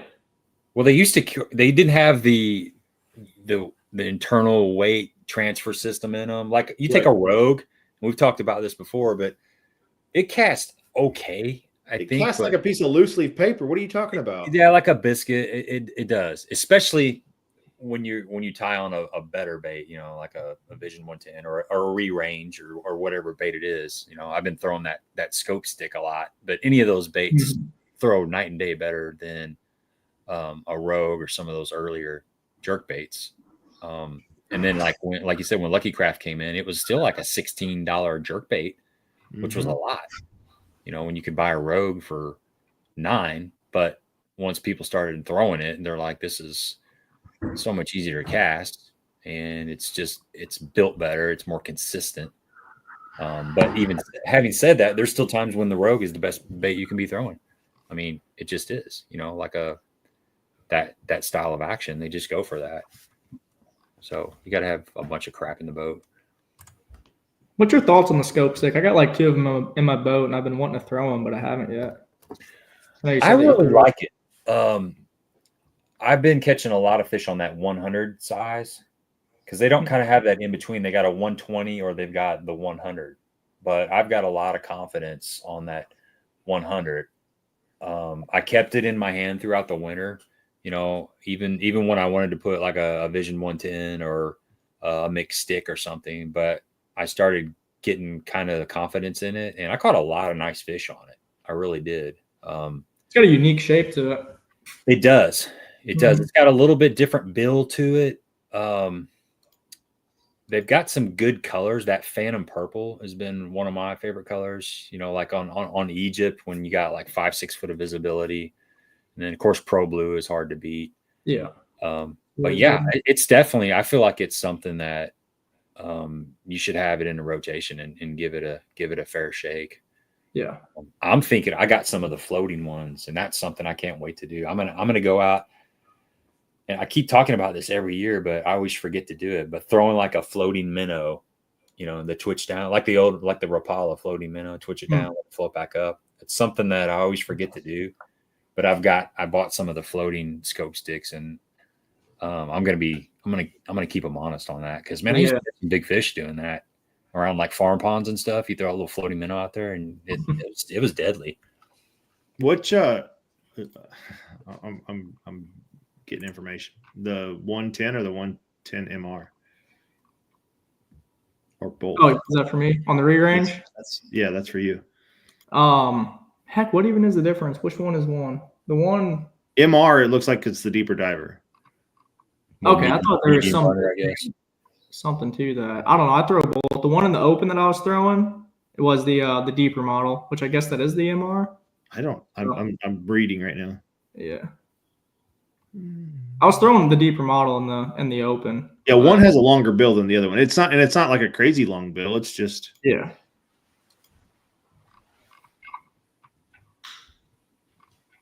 Yeah, I do throw both of them. I mean, that's pretty much been the only jerkbait I've been throwing all year. Pro Blue, no random. I was throwing straight white. Straight white? Yep, pearl, straight white. Really? Mm-hmm. Yep. And there's that, and there's one other color that I really like. I can't even remember what it is, but it's got like a weird like tint of purple, like a weird tint of green, a weird tint of brown. Like it doesn't stand out that much. It's just got like a bunch of weird little colors though. It looks super good in my eyes at least. It looks like a shad. Is it opaque or is it? Here, let me go. Let me look. I think it's the RT minnow. That sounds right. Because that's the one that caught my eye as well as I was Yep, flipping that's through. the one. Yep. Okay. Yeah, thanks, money. Yeah, that one looked like it was a great cloudy weather day. Yeah. Sometimes you got to change the hooks out on those things though. Like I bought some one time and they came with saltwater hooks. So I don't know if that's yeah. Make sure you got some treble hooks laying around. You love spending $20 on a bait and you still got to change all the hardware out on it. Yeah, it's awesome, isn't it? Mm-hmm. Mm-hmm. I'm pulling them up too. I'm gonna. That's it's unfortunately it's in my cart. So Jerkbait season's over, man. They don't buy a jerkbait. Yeah, exactly. My neck hurts from the last 2 weekends of staring at that stupid screen the whole time. So I don't know if they have. Oh yeah. Ethan's like, stop showing it. Is that the one you throw a lot, or is that a different one? Yeah, that's the exact one. I caught him in the open. Okay. Mm-hmm. Yeah, that's always a good color. So do you throw both the deeper diver and the shallow one, or do you? Yeah, I throw both of them. Yeah. Okay. I've been leaning more towards just deeper diving jerkbaits and using the bill as like a square bill and bouncing it off a cover. Yeah. I'll tell you, like with Kentucky right now, like with the water being so muddy, like you almost got to throw the deeper one just to make sure that you're putting that bait right on top of them. Yeah, I haven't had a good clean water situation where I could throw and get that big chaser. Mm-hmm. Except for the catfish, obviously. But yeah, of course.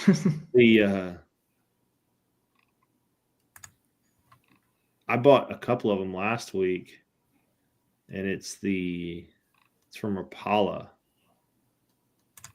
and it almost reminded me of an old. Was it that Maverick or something? Yeah, I don't know. I'll have to pull it up here. My internet's being stupid. But it reminded me like an old spoonbill Rogue, and I got it down to like 15 feet. Oh, really? Yeah, I was digging a lot of 15 feet. I can get that scope stick, that 100. That sucker gets down there about 8 or 9 feet. After you let your fluorocarbon sink a little bit. Yeah, this was reeling it down, bud. Like, that's incredible. It pulls hard, and it was on 10-pound test, but it was getting down there. And then when you did hit something, it had a big enough bill that it rolled off of it and didn't get hung up. So I think this is a trick question. Do you think Wren will ever be a good scoping venue?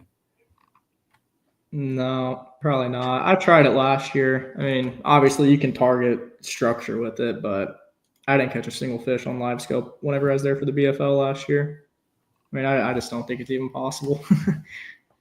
I think all those fish live in 6 inches of water year round. Do you fish Crab Orchard much? Oh, no, I don't think I've ever been there. Okay. Because that's got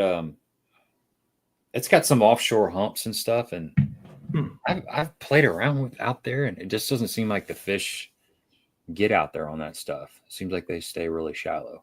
Yeah. But I think it gave back. I'm sorry to interrupt you. I think it was the Maverick. The Maverick? The picture online doesn't do it any justice. The bill is more like rounded versus narrow. It's like, yeah. Well, like the Stunna 112+1 has got that little bit more coffin shaped bill, for banging around, laydowns and stuff like that. That's something that not a lot of people do. Is fishing a jerkbait, kind of like a crankbait. Yeah. Yeah, that's how I caught a lot of mine this weekend, was running it dead into a brush pile. I mean, like, same way you take a 5XD, 6XD and dig it into a brush pile. I was taking that jerkbait and just pinging it into it. So Yeah. Gosh, that's such a freaking fun bite, taking a crankbait and reeling it as fast as you can through a brush pile, and one just absolutely puts the brakes on that bait. Oh, that's fun. I tried that, but it didn't it didn't work, so I threw the jerkbait. I just disturbed the brush piles. All I did was Everything swims away from the brush pile. They heard it coming, and it was like, woof. Yeah. Hey, when you fished that BFL, were you able to? Did you run basically the same type of pattern? Were those two tournaments the same? Yeah, I did the same exact thing. I mean, I came into that BFL with no practice, so I was just kind of basing it all off of that. Yeah. Which I didn't get many bites once again.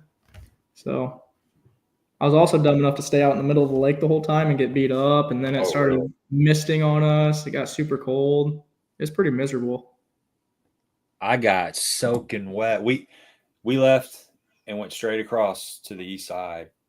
Oh, and about halfway across the lake, I was soaking wet. Mm-hmm. I just kept getting just, when you can hear it and feel it when it hits you. It was one of those kind of splashes, and I was wide awake. It only takes, you get slapped in the face like twice with that water, and you're like, okay, I'm bright-eyed and bushy and soaking wet too.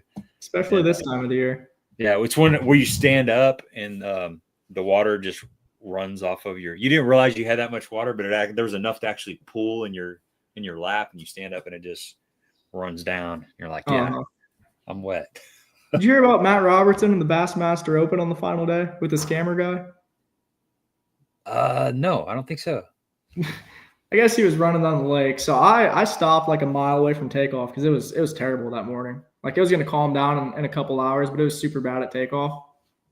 I mean, Matt Robertson, of course, doesn't care. Just going through the waves. I guess he speared like 4 in a row, and his camera guy got absolutely soaked and didn't have no rain gear. He had to go drop him off at Ken Lake on his way up to the dam because he was so wet and cold.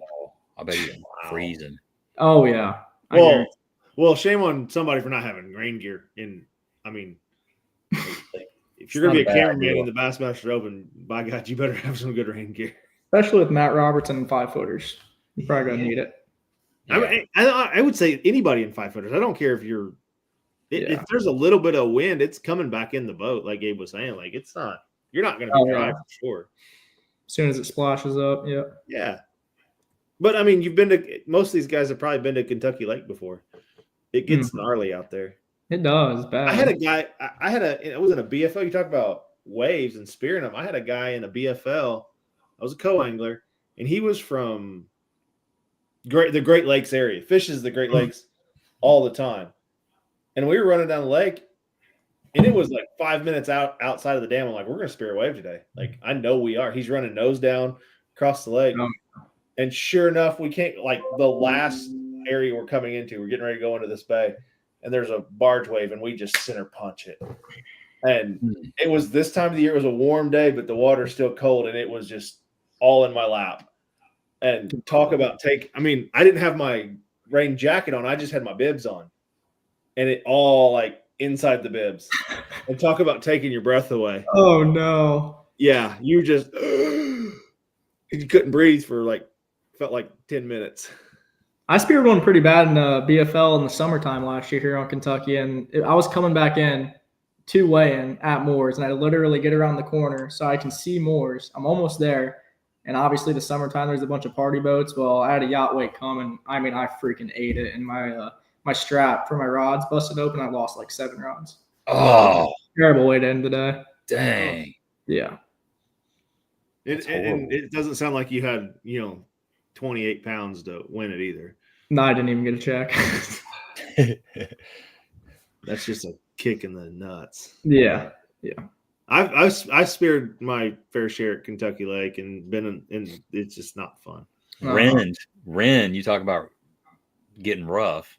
Wren will eat your lunch too if you're not careful. Yeah, it's a big wide open place. Oh yeah, you get a good old north wind and she can get pretty rough out there. Any of the wind that we've had over the last couple of weeks, though, will get any lake rough. Oh yeah, it's been terrible all spring. Yeah, That Do you have couple trips I had any? to Cedar, that was rolling over there, Gabe. What's that? That first couple trips I had to Cedar, it was absolutely rolling. I've never seen Cedar that bad. And that place is small too, right? Yeah. But it was gassing north and south, or out of the north, and it hit everything perfect that day, and both arms were just rolling. Golly. And mind you, you're in a 16-foot boat with it's not like they're stacking up Kentucky Lake big, but it takes a toll on you when you sit there and just beat them all day long. Yeah. So yeah, you get on those kind of lakes in an aluminum boat. I can always tell when it's rougher than I want it to be, because your boat starts making like strange noises when it hits something. Yeah, it's like that's not a noise that I'm used to hearing. There's a little bit extra pinging and bending or flexing of the metal, or something's going on. You're like, I need to back her down a little bit, and it makes you uncomfortable. That trolling motor kind of bounces a little extra, and it's totally different than glass with the aluminum boats. But well, you feel everything, like it comes down, and it's not like it just goes. It's not cushy. There's no cush to an aluminum boat, like a flat bottom boat. It's just, I'm sure, Ethan, you've been over. You grew up in Illinois. I'm sure you've been on some of those little bitty lakes like that. Yeah, Coffeen. I spent a lot of time on Coffeen. Okay. Yeah. What do you think about spy baits? You ever thrown spy bait? Any confidence in spy bait? Yeah. So actually, like before I learned how to minnow, the spy bait was like my bait that I would use for those fish that were suspended. Like I remember at Lake Hartwell for a college tournament, like I knew nothing about a minnow, but I had spy baits. So I would throw that thing out there, let it sink down to a fish suspended in the middle of the water column, and I'd reel my spy bait over it. Yeah. But then I figured out how to throw a minnow, and I haven't really looked back since. Yeah. A minnow is a little more efficient. You lose a lot less fish on it too. Yeah. Yeah. Couple more questions here, and we'll wrap her up. So right now we're coming into spring, and something that's been happening, and typically happens this time of year, is like cold fronts. You know, things are progressing along really nicely. It's kind of stable, and then here comes this cold front, and it kind of drops the water temp, and just kind of shakes up the lake. What are your thoughts on adjusting to cold fronts? Are there certain things that you look for after a front has came through, like bait selections and just different ways to pattern them after cold fronts came through the area and kind of change things up? Yeah, I think it's different with largemouth and smallmouth. Like as far as spawning goes, I feel like once the smallmouth go, like they're going, they're gonna do their deal and everything like that. But I mean, it's pretty basic with largemouth once they get up in the pockets, and I mean they aren't all just gonna get on bed and start spawning right away. So I mean, your fish that are up there feeding super shallow, whenever you are in the back of the pocket getting bites and that much water on a crankbait, whenever they are super close, I think whenever a cold front does come in, like just your obvious points or something that could be, halfway back out of that pocket or even at the mouth of it, depending on how big it is. I mean, that's going to be your high percentage areas. Mm-hmm. But I think smallmouth more so. Like once they get on that stump and they're ready to do it, like they ain't leaving, from what I've seen at least. Yeah. Back to Kentucky Lake. Frank wants to know your thoughts on the Toyota coming up Kentucky Lake. That should line up really good. So everything this year, it seems like it's super late. Like there's been like the winter has just been like just staying around. They've never really gone into like their full pre-spawn mode yet. So I think that tournament, you're going to have a bunch of pre-spawners, a bunch of spawners, and there's going to be some big weight. A lot of brown ones weighed in. A lot of big brown ones. I think you're right. Things are lining up nicely. It should line up perfect. As long as the wind doesn't blow. Which it's a tournament on Kentucky Lake, so it probably will. Probably will. It's a tournament on Kentucky Lake in the spring. It's Yeah. You might get one calm day, but I still don't understand that why we schedule tournaments in the spring on Kentucky Lake. You got to. It's so much fun. Oh, I get it, but you're not going to get 3 days in. I was surprised for the Open that weekend. I was shocked. Yeah. Shocked. I mean, it was questionable. Should we have been out there? Should we have not been? But I mean, it worked out. It seemed like every day it either started off calm or ended calm. So I think that's what kind of helped it out. Yeah. There's a lot of BFLs that started off really calm, Mm-hmm. and then it just blew the rest of the day. Mm-hmm. In one. So that BFL last year, the opener, I think it was late February on Kentucky Lake, was crazy. I mean, that was horrible. That one was blowing hard out of nowhere. The worst conditions I've been in. I had to. I stayed close to the ramp the whole entire time and just tried to fish as much as possible. But I was still out in the middle of the lake doing that deal. I had to call the tournament director and was like, "Yo, my trolling motor died. It's like noon. It was working that hard." I was like, "Can I go back to the marina and see if they got a cord outside and plug my boat in?" And he's like, "Yeah, you just can't get off your boat or anything like that." So I went back and there's somebody there, grabbed the cord out of my truck, and I got it plugged in because my trolling motor batteries died from being on 10 for just hours upon hours. Crazy.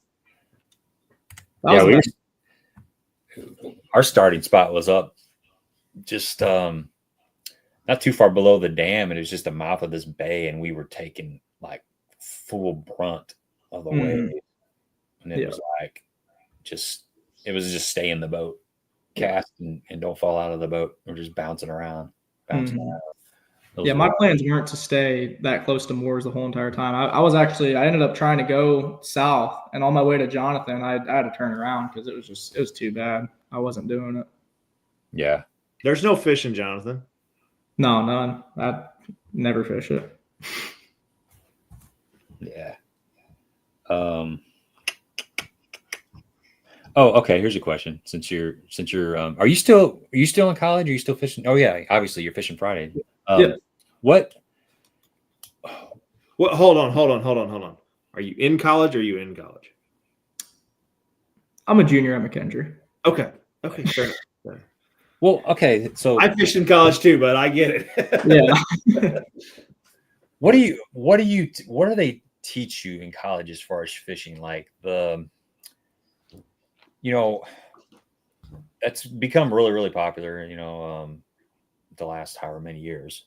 But if you're coming into a fishing program, say McKendree, how does that all work? Obviously I didn't fish in college. I only went to college for a couple semesters, but when you come in to a fishing program, do you have like textbooks, where they teach you patterns, or is it all like out on the water? I mean, I'm going to sound like I totally don't know what I'm talking about, but I'm going to throw it all out there.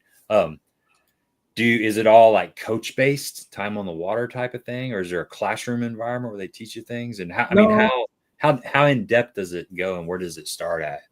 There's nothing really like that. I think we all just like learn off each other. I mean, heck, Lane, what do you think about that? Did you hear the question? Yeah.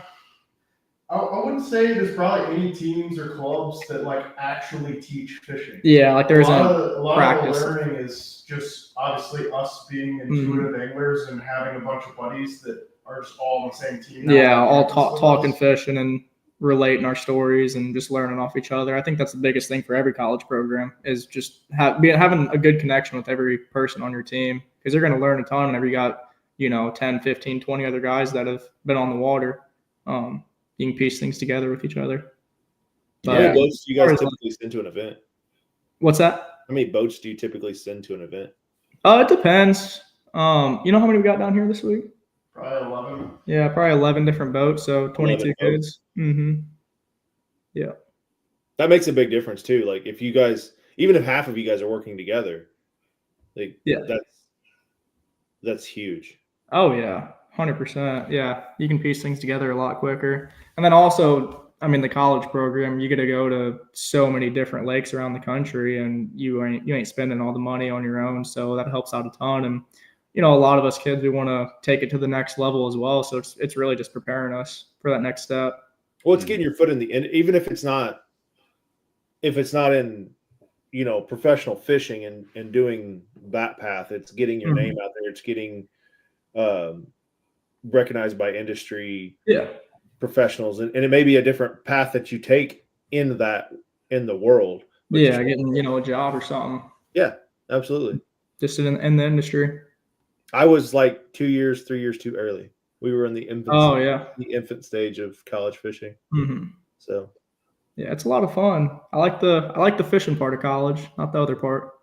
Well, so here I'll give you a perspective. When we fished in college, we went to Dardanelle, Mm-hmm. and I don't remember what tournament that was down there. It's probably ACA. I couldn't tell you anymore. But there was 3 brand new Nitro Z9s, and we thought that was the best thing that we've ever seen. Everybody else was in, Daddy's aluminum boat. Like, Yeah. we were in a Bass Tracker 190 with a 90 on it, and we thought we were like king crap. Like, that was and most of us were like that.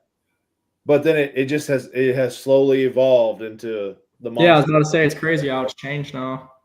Yep. If you're not running a fully rigged boat, I mean, you're really not competing anymore.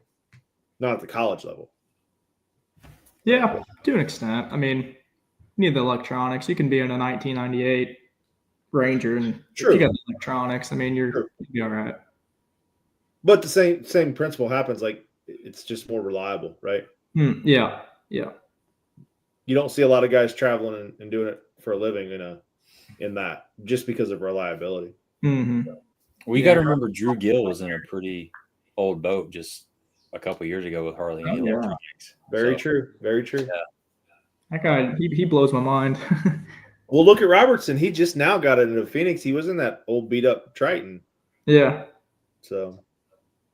Yeah, Drew's the professor.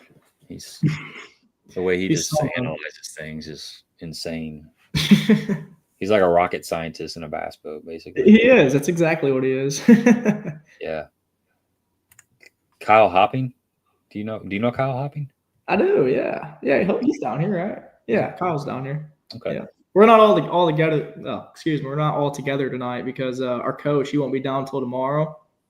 So that's whenever we all like get in the same rooms and stuff like that. But we're just on our own for tonight until our coach gets down here. He takes care of all the room and board, food, everything like that. So you guys stay in the same house or same hotel? Yeah, I mean, whatever it is. I think we got cabins this week, so I mean, there'll be like 4 to 6 kids per cabin. I got you. Yeah.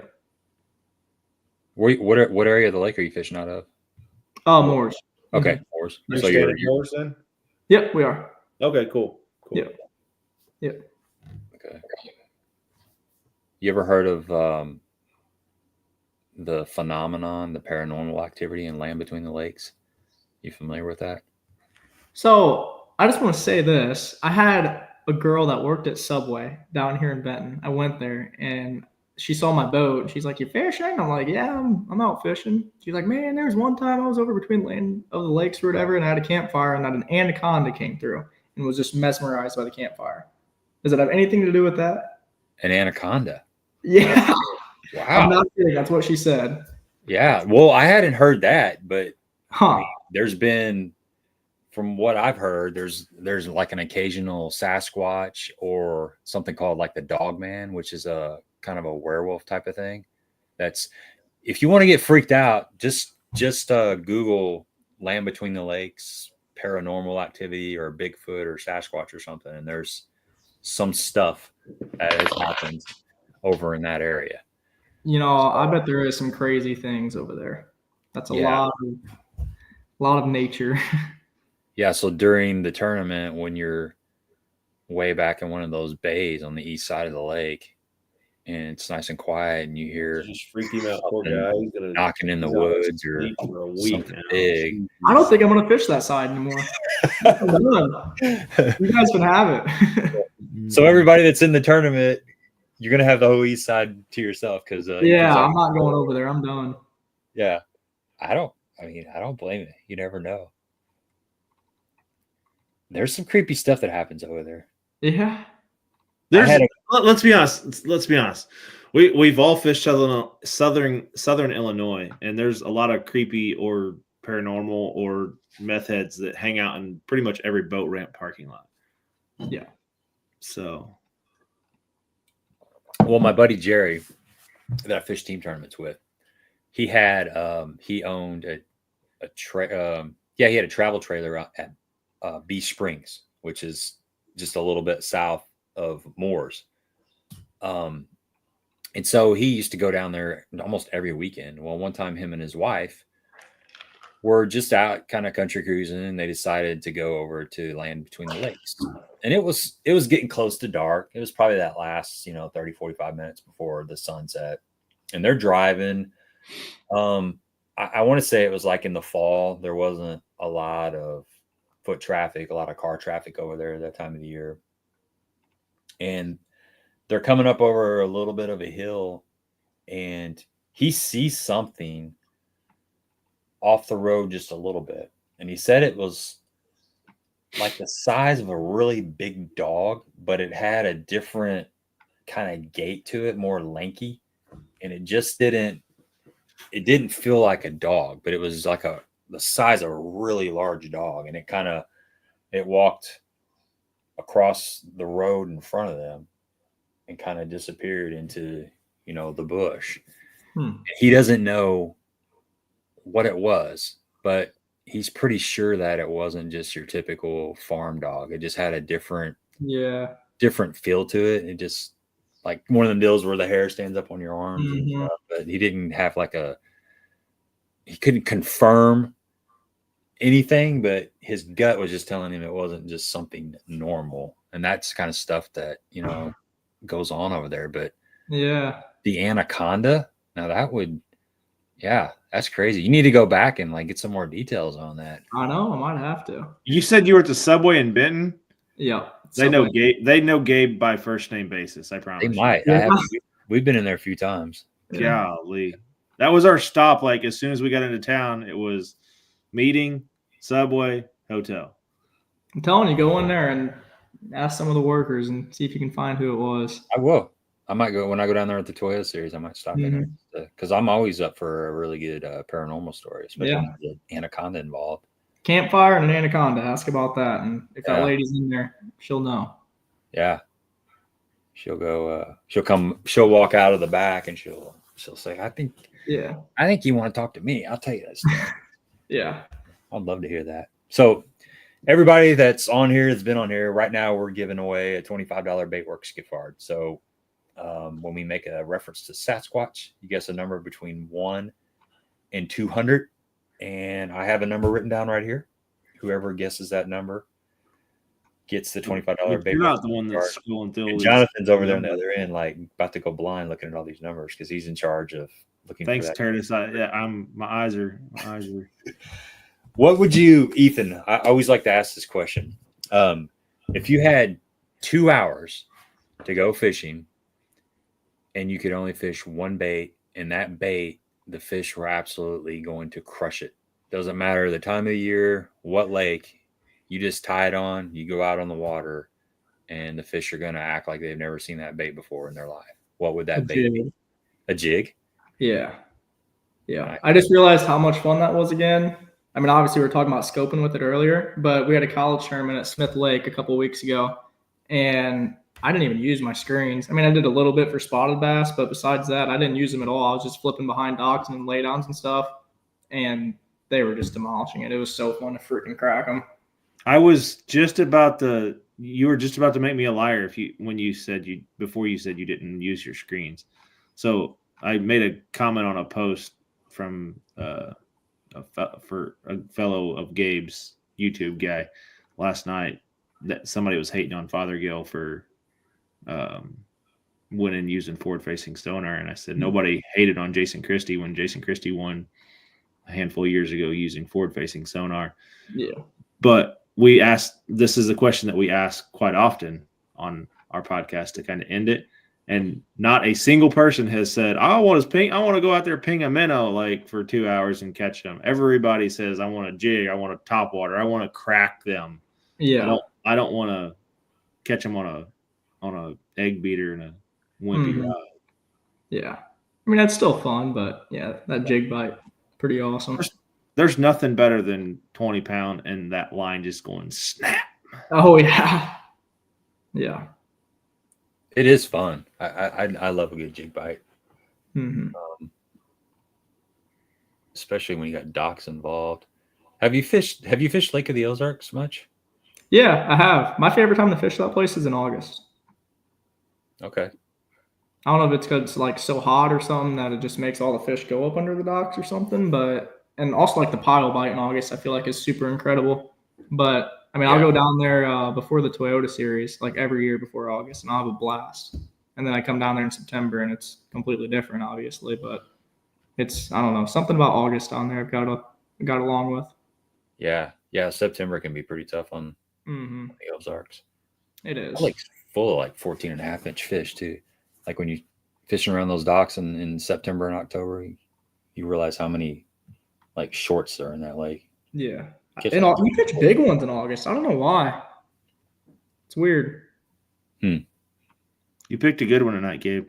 Nobody's got it yet. Do that, or everybody just sucks really bad tonight. This might be a record. We've had really close. We've had the wrong order. Yeah. So what else you got coming up, Ethan, as far as tournaments? So I got this one here at Kentucky on Friday, and then I go straight from here to Norfolk and Arkansas for the next Bassmaster Open, and then I'll go from there to Wheeler Lake in Alabama for the MLF College National Championship, and then I get to come home for Easter. Wow, how you feeling on Norfolk? I don't know. I can't get any information either, so let's not say too much on it. Just wanted to put that out there in case you said I'll go throw a jig on a dock or something. But, gotcha. Yeah, gotcha. I don't know. I was there whenever I was like 16, but I don't really remember too much about it. I know that it's in Ozark Lake. They like jigs there, so I don't know. Hopefully there's something. Figure it out when you get down there. That's all you can do. Yeah. So if you were, let's say hypothetically, if you were to qualify for the EQs, you fish those 3 derbs, and you finished where you need to finish to make the Elite Series. Is that something that you're going to consider doing? Oh yeah, that's the goal. That's so you're all in. Mm-hmm. Okay, for sure. What about the invitationals? Are you strictly like focused on bass side, MLF side of things? So I've qualified for the invitationals the past 2 years, which I think a lot of people do because they always need boats. But no, I've turned down my invitation. I guess 2 years ago, I wish I never would have. But this past year, the reason I did is because I got rid of the live scope for all 3 days. I'm one of them guys. Yeah. I get it, man. I get it. Yeah. Yeah, I mean, I like of the two, obviously with the live scope thing, MPFL's completely out of the option. But I'm a Bassmaster fan versus MLF. I mean, I fish a lot of Major League Fishing tournaments, BFLs, Toyotas and stuff. But if I was in your shoes and I was going to try to make it one way or the other, I think I like bass. Yeah. For me, that is my best option. Yeah, is to go the Bassmaster route because using forward-facing sonar is where I get most of my success from. So I kind of have to do that. Yeah, that makes sense. Although I will say it has been interesting to see like the BPT this year where they only have the one period of using it. I think it's been fun to watch. Yeah, it is for sure. And they've adapted, like Drew's made the right. He's adapted. I mean, they really depend heavily on that forward-facing sonar period to get their weights up as high as possible, and then just kind of coast through the other periods, and hopefully they got enough weight. But having said that, they're still catching them without looking. It's all about finding. It's all about location, finding the area that's got the most amount of fish in there. 100%. So. I can't believe a lot of numbers. I know. I can't believe it. It's crazy. Everybody, I don't know how many people have been like one-off. One-off. I'm seeing one-off right now. This is the longest it's ever gone. What do you think about? So hold on, I got a question while I'm scrolling through this real quick. Okay. Is everything online now for you guys? Do you have any in-person classes? Yeah, we have to take one. You have to take one on Thursdays, which I haven't been to in like a month, but I do have an in-person class. Okay, fair enough. I'm sorry. Continue. You better qualify for those EQs. I Will got you plans finish to- college if you qualify for those EQs? It's kind of up to my parents and grandparents. I've been wanting to not go to college anymore, but I you bet know, they're leaning the other way. yeah, they are. Well, it's good. It's good for a career in the industry too. Mm-hmm. Obviously, I'm not telling you anything you don't know. But I can't believe we don't have one yet. William Hillier, 1004. Huh? Do we have one? Yeah, William Hiller, 1004. Okay. Oh my God. You're about to go cross-eyed, aren't you? I was already. What are you talking about? Have you, Ethan, have you turned off your front looker? Like just went fishing without it? Other than you said you did with the jig, not too long ago, skipping a jig, but is it hard to do that since you're so used to using it? I mean, I've never like completely turned it off, but like at Smith Lake, I wasn't using it at all. But like, say I'd be going in between laydowns and stuff, like I'd still, whenever I'm on the trolling motor, I'll use it to look around because I mean, you don't want to miss a 5-pounder that just happens to be sitting 10 feet off the bank. Yeah. So I still always keep it on. I'm trying to get big into perspective. I haven't messed around with it too much, but I know that there's a lot of times throughout the year where it can be super effective. Yeah. So do you have perspective on your boat now? Well, we can't for the opens. You can only have one transducer, but I did last year, and then I had to take it right back off. But I'm thinking about putting it back on, like just whenever I'm fun fishing for the spawn, because like bedfish, I think it's like a super good tool for it. So I'm gonna try to mess around with it a little bit then. Yeah. So the Toyota series you can have 2, is that right? I think so. Yeah. Mm-hmm. I think that's the BFLs too. Yeah, you can have 2 forwards or 360 1 forward. In the BFLs, you can. Yeah. So BFLs have limited it as well. I think it's limited to 2. I'm pretty sure. Like you can have a 360 and one forward facing sonar, or forward and perspective. Now you can have the mount, right, where you could just change it on the fly. Yeah. See, I got one of those, but I like my forward on my trolling motor head. So I can't. So where would you put your on the head? Mm-hmm. Yeah. Okay. Yeah, that's right. Does that give you think that gives you a clearer picture, or in my brain it does, but that's like always where I had it. So like once again, it's back to like me being used to it. So that could completely be what it is. But yeah, in my brain, it gives me a little bit different of a picture. Okay. Mm-hmm. I actually played with the perspective this weekend, so still to myself. It happens to the best of us. Yeah.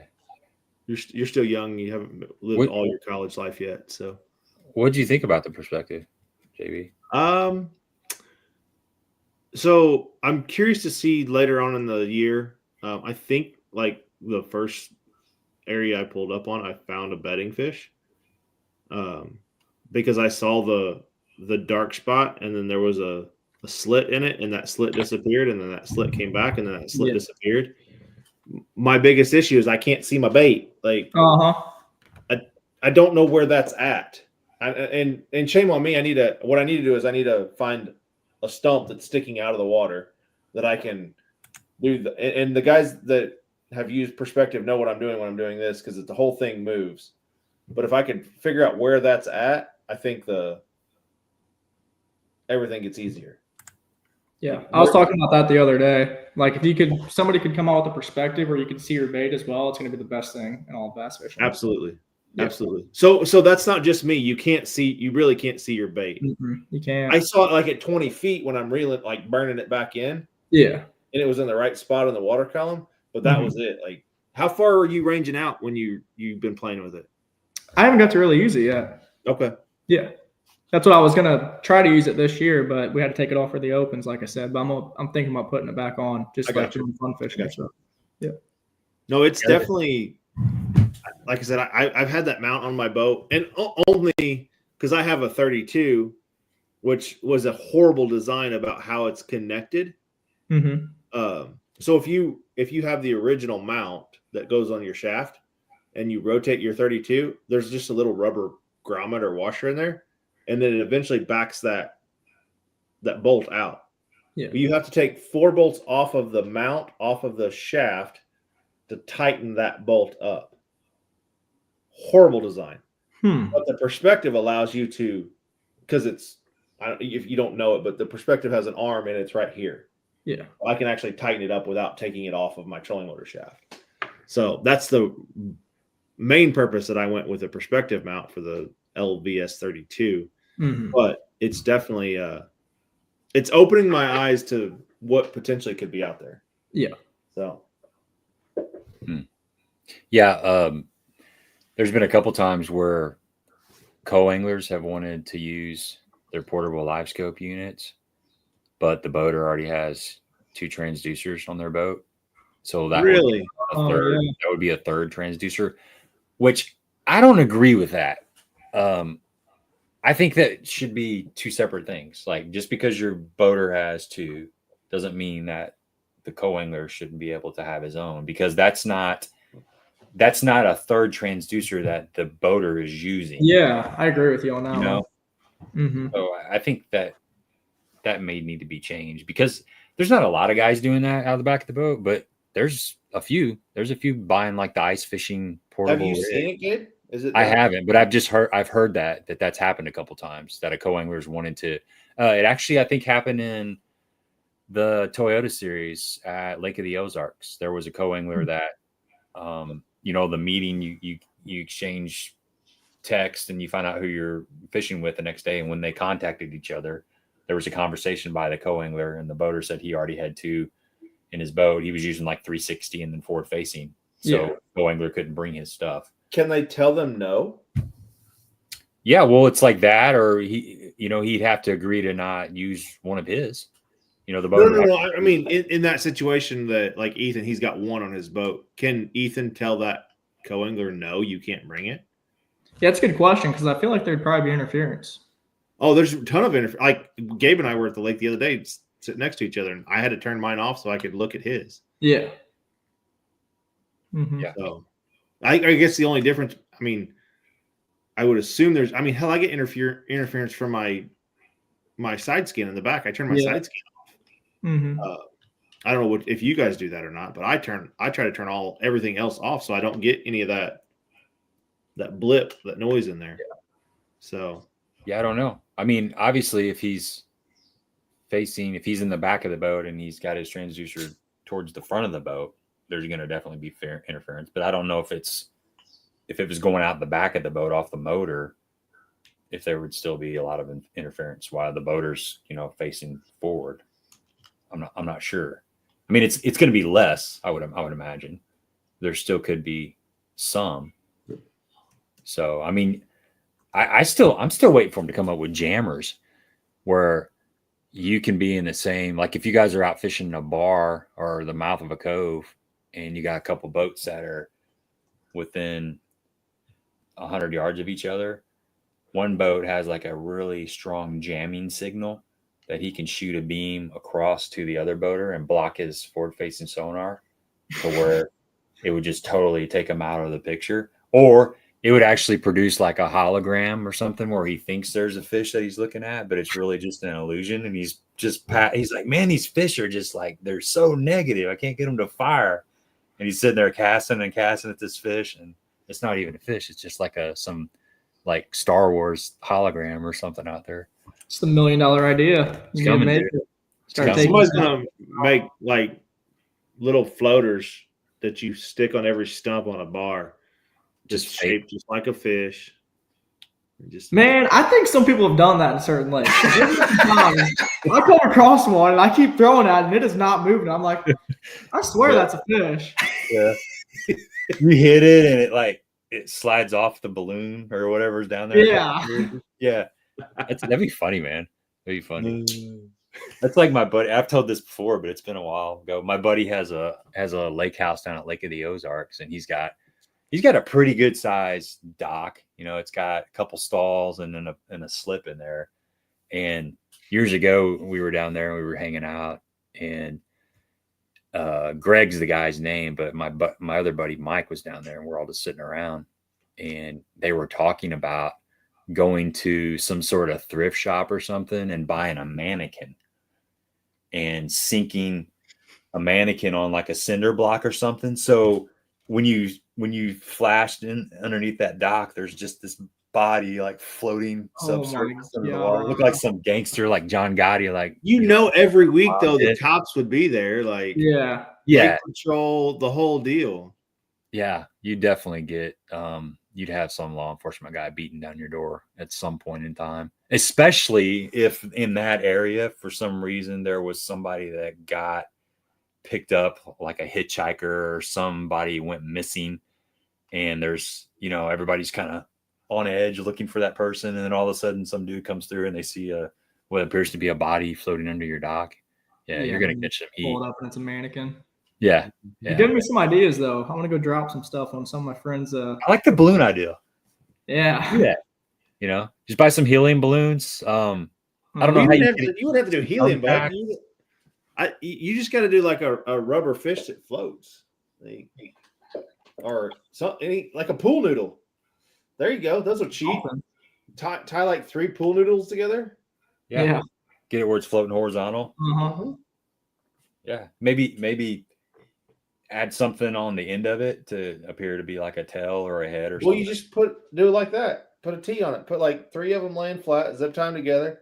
Put a T on the end of it. Give them a little tail about 8-9 inches long. Yeah, and then you could really fluff it up. I'm going to do it this next week, and I'm going to grab a couple pool noodles, zip tie them together, and sink one of them at the lake. And then go about 200 yards away with binoculars and just wait. You could literally start a rumor about a buddy of yours was in this cove last week, and the third dock down, he just happened to be looking, kind of scanning, and he saw it had to be like a double-digit bass was just cruising, and it's been hanging around this certain dock. And then you set your foam noodles out there and just watch and see what happens. They come up and they just see a giant blob on the screen. They're like, holy cow. Well, Daniel said we got to wrap it in tinfoil so it gives a really good return. Oh, yeah. That's a good call. Or maybe just one side of it, right? Mm-hmm. So you got you come up on the one side and it's like, oh, that doesn't look too bad. And then all of a sudden it turns in if you get it in the current too, and then it starts flashing at you. Mm-hmm. Oh, yeah. See, now we're thinking. Yeah. You might as well put some kind of motorized mechanism on it too, to make it to where it kind of moves forward. Like you leave some string, some sway. It can move like 5, 6, 7 feet, and then it gets tight, and then it pulls it back, and it's just doing this. You can tell it's getting real late when we start talking like this. Yeah. All right. Let's wrap it up, man. Hold on. The problem is there's like 5 other guys in the room with Ethan right now, and they all heard all of this. So, yeah. I think just one of them got tonight. So, yeah. I'm thinking prank. There's going to be a prank that happens. I think me and Lane can cook something up. Yeah. It'd be fun, man. So hold on. I got a question, and we can wrap up after this. So what's the best prank that you guys have pulled on your teammates? There's so many. You probably shouldn't talk about them. You can tell them about the app that changes your phone number. Oh yeah, you guys ever heard of this? It's called Text Free. It's like a fake number that you can get. No. Well, we like to use that quite a bit and text our teammates some stuff that we shouldn't be texting them. Oh, so they have no idea it's you. Yeah, just say some random stuff, freak them out. Yeah, random stuff. Right, I got it. Yeah. I was in college once too. That's mainly Lane. That's mild, guys. Come on, that's like the telemarketer. That must be the same thing that telemarketers use sometimes. There was a period of time where a telemarketer would call and it'd say it was coming. The phone call was coming from your city, so you felt comfortable picking it up, and it was just a. Well, didn't you have like a guy, one of your contacts called you? Yeah. And it wasn't them, because it was using a random generated phone number, and it was someone in your phone that called you. Yeah. But it wasn't really that person. Yeah. Yeah, that was weird. But I think they shut that down somehow, because it hasn't happened in a while. But I was getting random texts for a while. Oh, I still get those. I finally started blocking any number that was attached to it. I blocked it, and it was just you go on my phone, and it's probably 400 phone numbers that are blocked from my phone right now. Yeah, they're like, do we still have a 9:30 tea time? Yeah. Or are you free Friday night? I was thinking about going out to dinner. and it's just like some random number, and that's Well, the text. Mine was a group text, bud. Like 15 people on a group text, and then you got some random idiot in that group text. It's like, please stop texting me. I don't know who this is. Like, gosh dang. And then it just like snowballs. And then somebody else is like, don't text in this group. It's like block, block, block, block, block. Yeah. So Yeah, they're getting smarter. All right, let's wrap it up. Ethan, anything you want to say before we shut her down? It's been fun, man. I enjoyed hanging out with you. Yeah, for sure. No, I appreciate you having me on. Kind of new to the whole podcast thing, so broke the ice here, so that's good. But yeah, love to be back on sometime. Yeah, absolutely. Definitely, man. Definitely. Good luck. You're fishing the Toyota series down there at Kentucky Lake? No, I won't be. I got a college tournament. Oh, okay. Okay. Yeah. I was gonna say I might see you down there, but I'll probably bump into you to BFL or something. I would imagine. Oh yeah, for sure. Yep. Yeah, I'll say hi to you. So good luck. Good luck this weekend, and good luck Norfolk and the rest of the opens and stuff. And hopefully you'll be in the EQs, and who knows, maybe next year, you'll be fishing the Elite Series. I hope so. That'd be cool. Then we can get back on and do another podcast about that. Oh yeah, you make the Elite Series, you're definitely coming back on for sure.